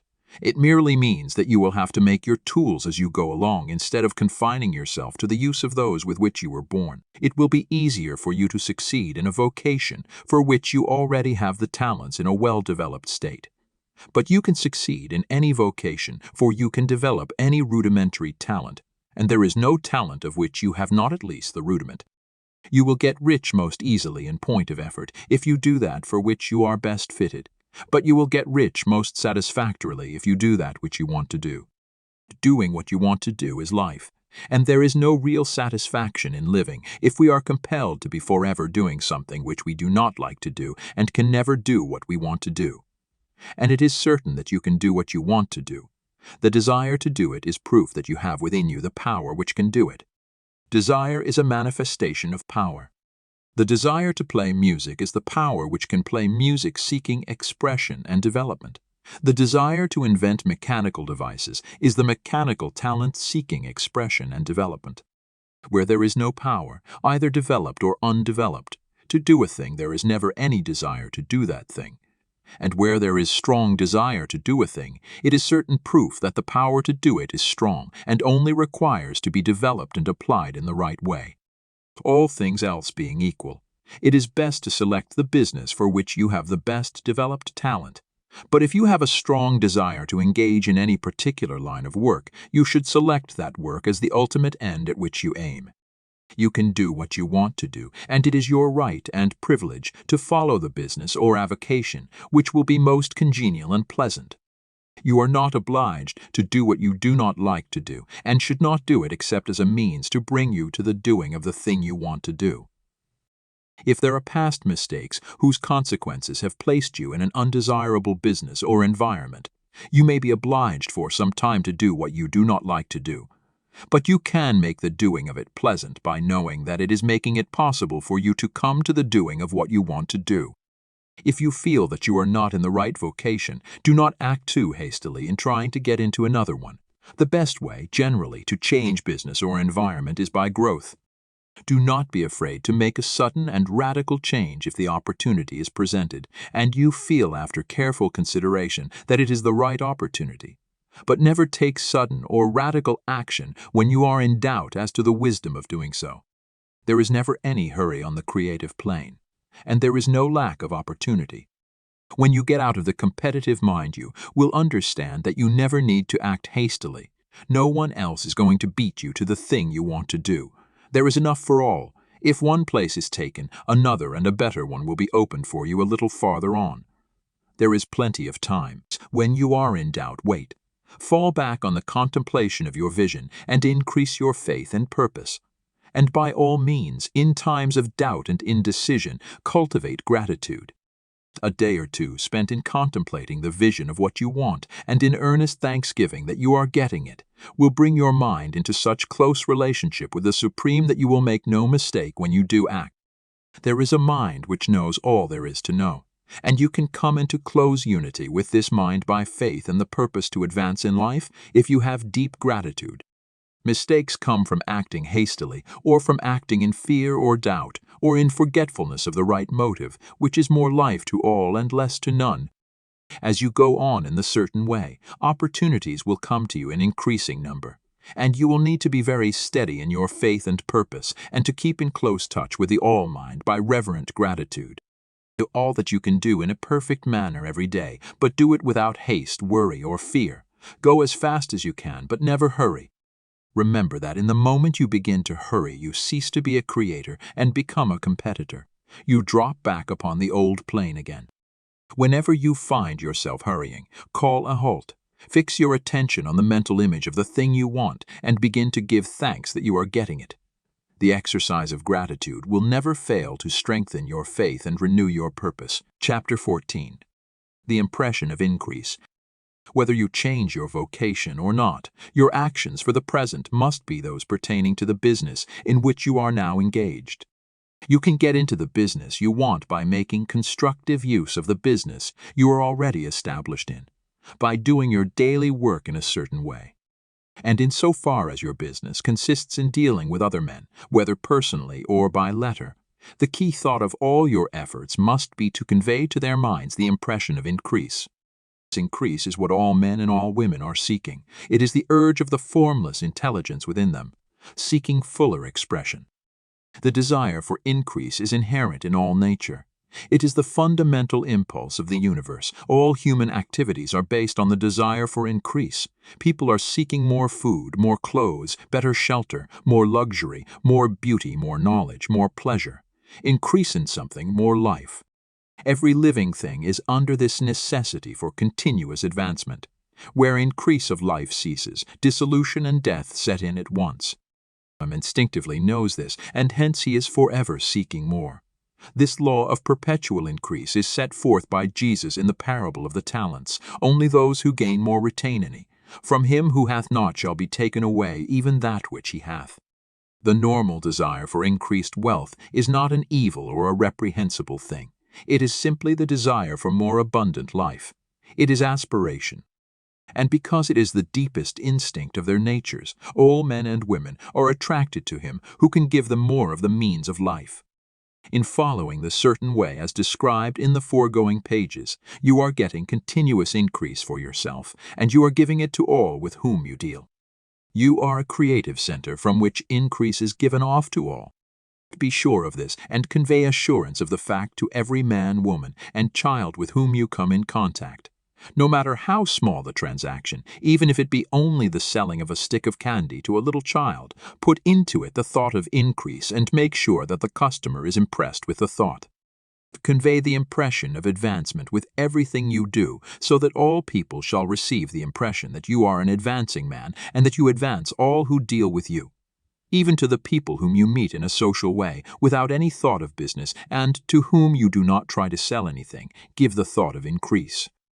You can convey this impression by holding the unshakable faith that you, yourself, are in the way of increase, and by letting this faith inspire, fill, and permeate every action. Do everything that you do in the firm conviction that you are an advancing personality, and that you are giving advancement to everybody. Feel that you are getting rich, and that in so doing you are making others rich, and conferring benefits on all. Do not boast or brag of your success or talk about it unnecessarily. True faith is never boastful. Wherever you find a boastful person, you find one who is secretly doubtful and afraid. Simply feel the faith and let it work out in every transaction. Let every act and tone and look express the quiet assurance that you are getting rich, that you are already rich. Words will not be necessary to communicate this feeling to others. They will feel the sense of increase when in your presence and will be attracted to you again. You must so impress others that they will feel that in associating with you, they will get increase for themselves. See that you give them a use value greater than the cash value you are taking from them. Take an honest pride in doing this and let everybody know it, and you will have no lack of customers. People will go where they are given increase. And the Supreme, which desires increase in all, and which knows all, will move toward you men and women who have never heard of you. Your business will increase rapidly, and you will be surprised at the unexpected benefits which will come to you. You will be able from day to day to make larger combinations, secure greater advantages, and to go on into a more congenial vocation if you desire to do so. But in doing all this, you must never lose sight of your vision of what you want, or your faith and purpose to get what you want. Let me here give you another word of caution in regard to motives. Beware of the insidious temptation to seek for power over other men. Nothing is so pleasant to the unformed or partially developed mind as the exercise of power or dominion over others. The desire to rule for selfish gratification has been the curse of the world. For countless ages kings and lords have drenched the earth with blood in their battles to extend their dominions. This not to seek more life for all, but to get more power for themselves. Today, the main motive in the business and industrial world is the same. Men marshal their armies of dollars and lay waste the lives and hearts of millions in the same mad scramble for power over others. Commercial kings, like political kings, are inspired by the lust for power. Jesus saw in this desire for mastery the moving impulse of that evil world he sought to overthrow. Read the 23rd chapter of Matthew and see how he pictures the lust of the Pharisees to be called master, to sit in the high places, to domineer over others, and to lay burdens on the backs of the less fortunate. And note how he compares this lust for dominion with the brotherly seeking for the common good to which he calls his disciples. Look out for the temptation to seek for authority, to become a master, to be considered as one who is above the common herd, to impress others by lavish display, and so on. The mind that seeks for mastery over others is the competitive mind.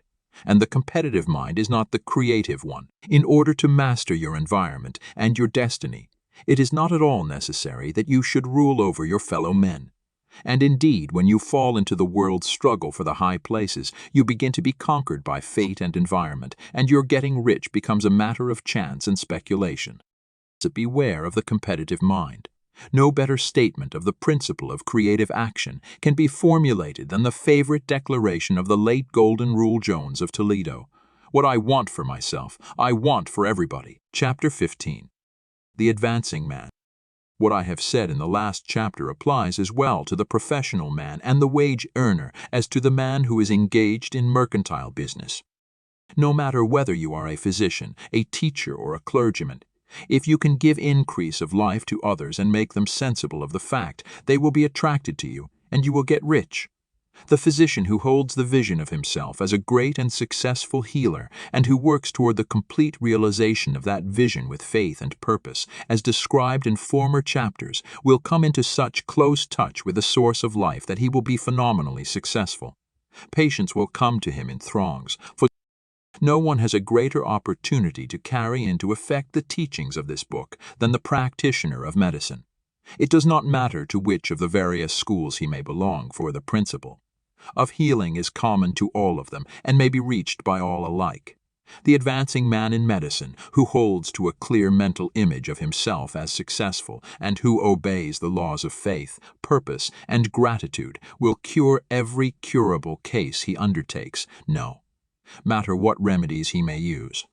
In the field of religion, the world cries out for the clergyman who can teach his hearers the true science of abundant life. He who masters the details of the science of getting rich, together with the allied sciences of being well, of being great, and of winning love, and who teaches these details from the pulpit will never lack for a congregation. This is the gospel that the world needs. It will give increase of life, and men will hear it gladly, and will give liberal support to the man who brings it to them. What is now needed is a demonstration of the science of life from the pulpit. We want preachers who can not only tell us how, but who in their own persons will show us how. We need the preacher who will himself be rich, healthy, great, and beloved, to teach us how to attain to these things. And when he comes, he will find a numerous and loyal following.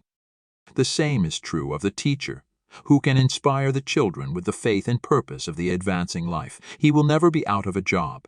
And any teacher who has this faith and purpose can give it to his pupils. He cannot help giving it to them if it is part of his own life and practice.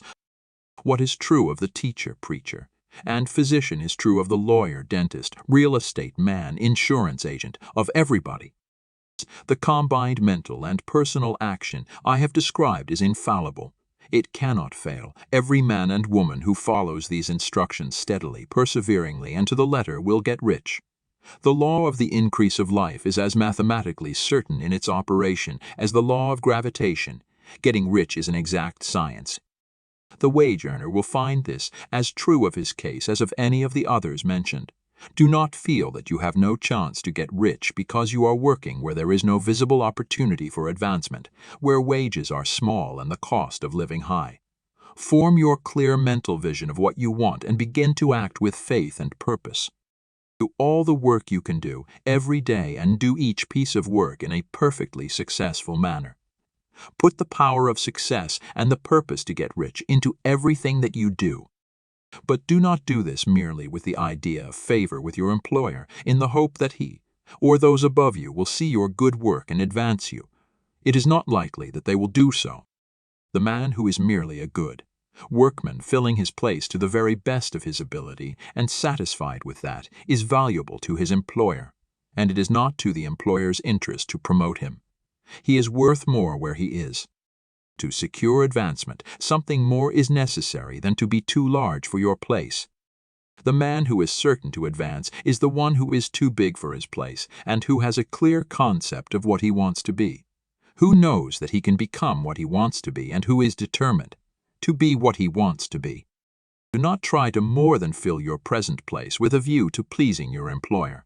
Do it with the idea of advancing yourself. Hold the faith and purpose of increase during work hours, after work hours, and before work hours. Hold it in such a way that every person who comes in contact with you, whether foreman, fellow workman, or social acquaintance, will feel the power of purpose radiating from you, so that everyone will get the sense of advancement and increase from you. Men will be attracted to you, and if there is no possibility for advancement in your present job, you will very soon see an opportunity to take another job. There is a power which never fails to present opportunity to the advancing man who is moving in obedience to law. God cannot help helping you if you act in a certain way. He must do so in order to help himself. There is nothing in your circumstances or in the industrial situation that can keep you down. If you cannot get rich working for the Steel Trust, you can get rich on a 10-acre farm. And if you begin to move in the certain way, you will certainly escape from the clutches of the Steel Trust and get on to the farm or wherever else you wish to be. If a few thousands of its employees would enter upon the certain way, the Steel Trust would soon be in a bad plight. It would have to give its working men more opportunity or go out of business. Nobody has to work for a trust. The trusts can keep men in so-called hopeless conditions only so long as there are men who are too ignorant to know of the science of getting rich or too intellectually slothful to practice it. Begin this way of thinking and acting, and your faith and purpose will make you quick to see any opportunity to better your condition. Such opportunities will speedily come, for the Supreme, working in all and working for you, will bring them before you. Do not wait for an opportunity to be all that you want to be. When an opportunity to be more than you are now is presented and you feel impelled toward it, take it. It will be the first step toward a greater opportunity. There is no such thing possible in this universe as a lack of opportunities for the man who is living the advancing life. It is inherent in the constitution of the cosmos that all things shall be for him and work together for his good. And he must certainly get rich if he acts and thinks in the certain way. So let wage-earning men and women study this book with great care and enter with confidence upon the course of action it prescribes. It will not fail. Chapter 16. Some cautions and concluding observations. Many people will scoff at the idea that there is an exact science of getting rich.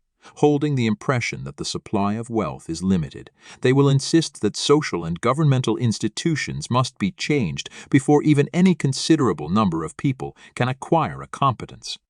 But this is not true.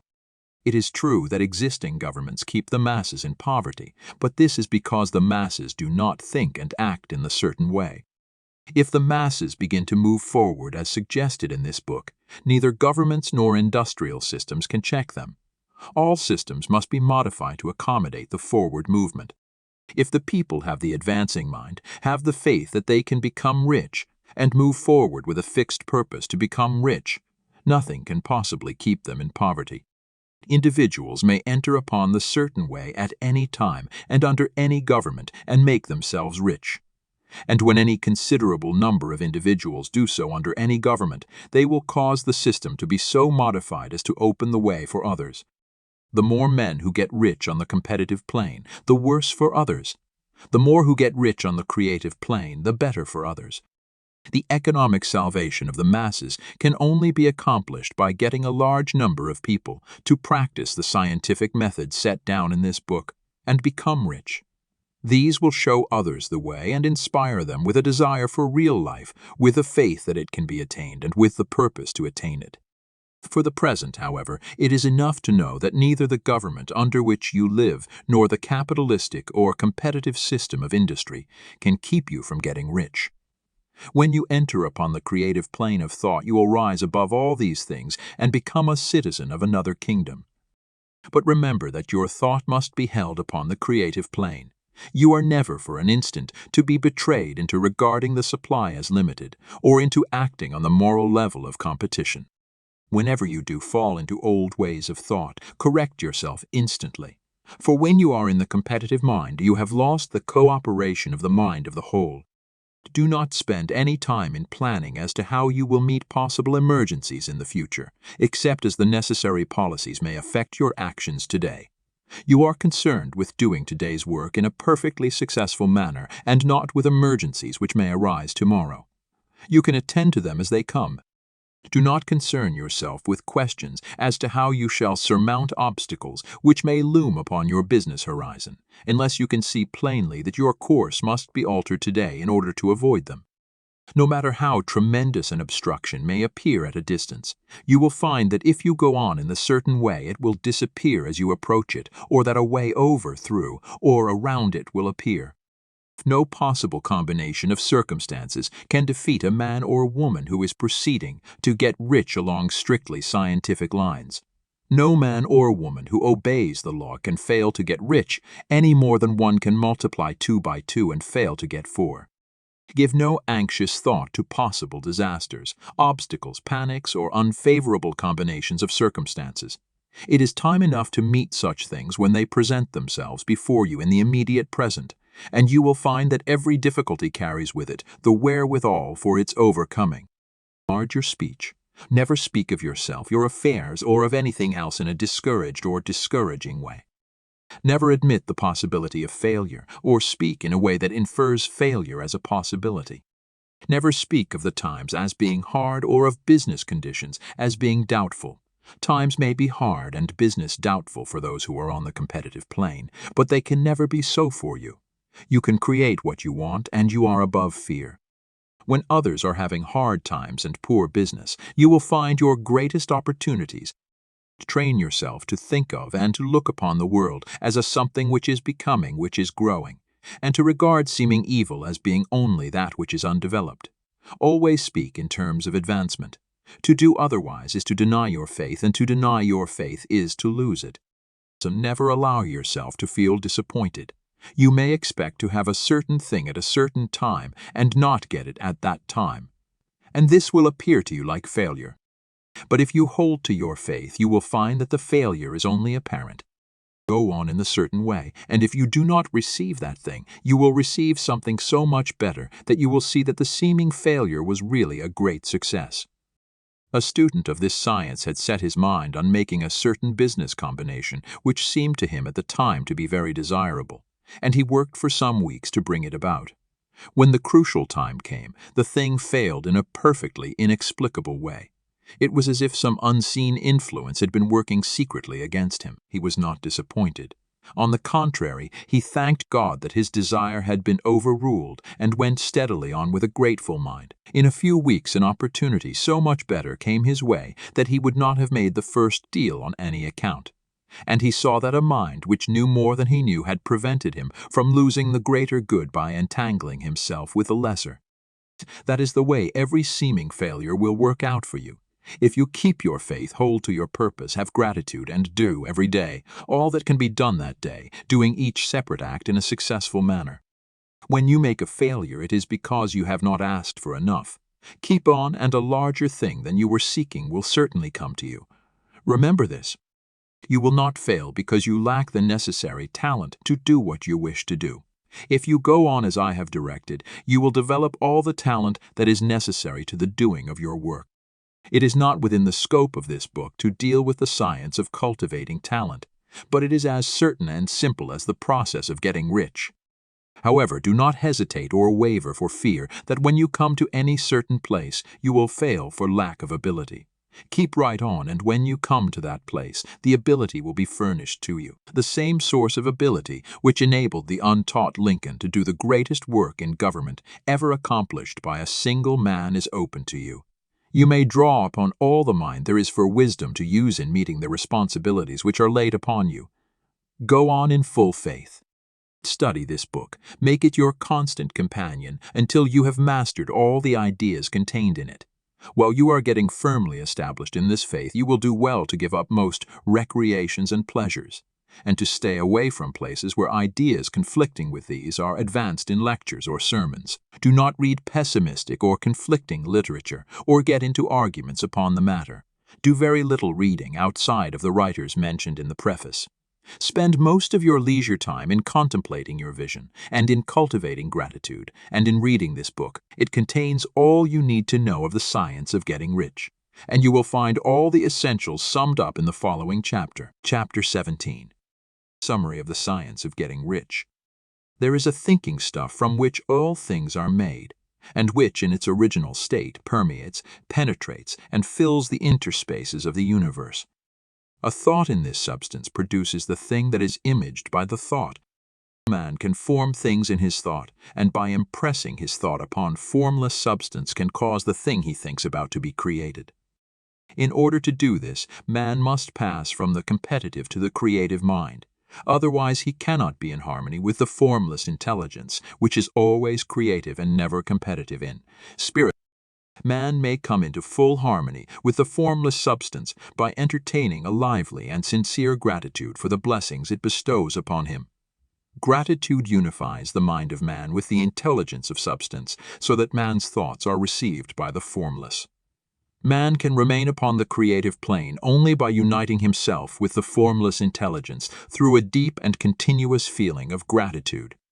Man must form a clear and definite mental image of the things he wishes to have, to do, or to become, and he must hold this mental image in his thoughts while being deeply grateful to the Supreme, that all his desires are granted to him. The man who wishes to get rich must spend his leisure hours in contemplating his vision and in earnest thanksgiving that the reality is being given to him. Too much stress cannot be laid on the importance of frequent contemplation of the mental image, coupled with unwavering faith and devout gratitude. This is the process by which the impression is given to the formless and the creative forces set in motion. The creative energy works through the established channels of natural growth and of the industrial and social order. All that is included in his mental image will surely be brought to the man who follows the instructions given above and whose faith does not waver. What he wants will come to him through the ways of established trade and commerce. In order to receive his own when it shall come to him, man must be active, and this activity can only consist in more than filling his present place. He must keep in mind the purpose to get rich through the realization of his mental image. And he must do every day all that can be done that day, taking care to do each act in a successful manner. He must give to every man a use value in excess of the cash value he receives, so that each transaction makes for more life.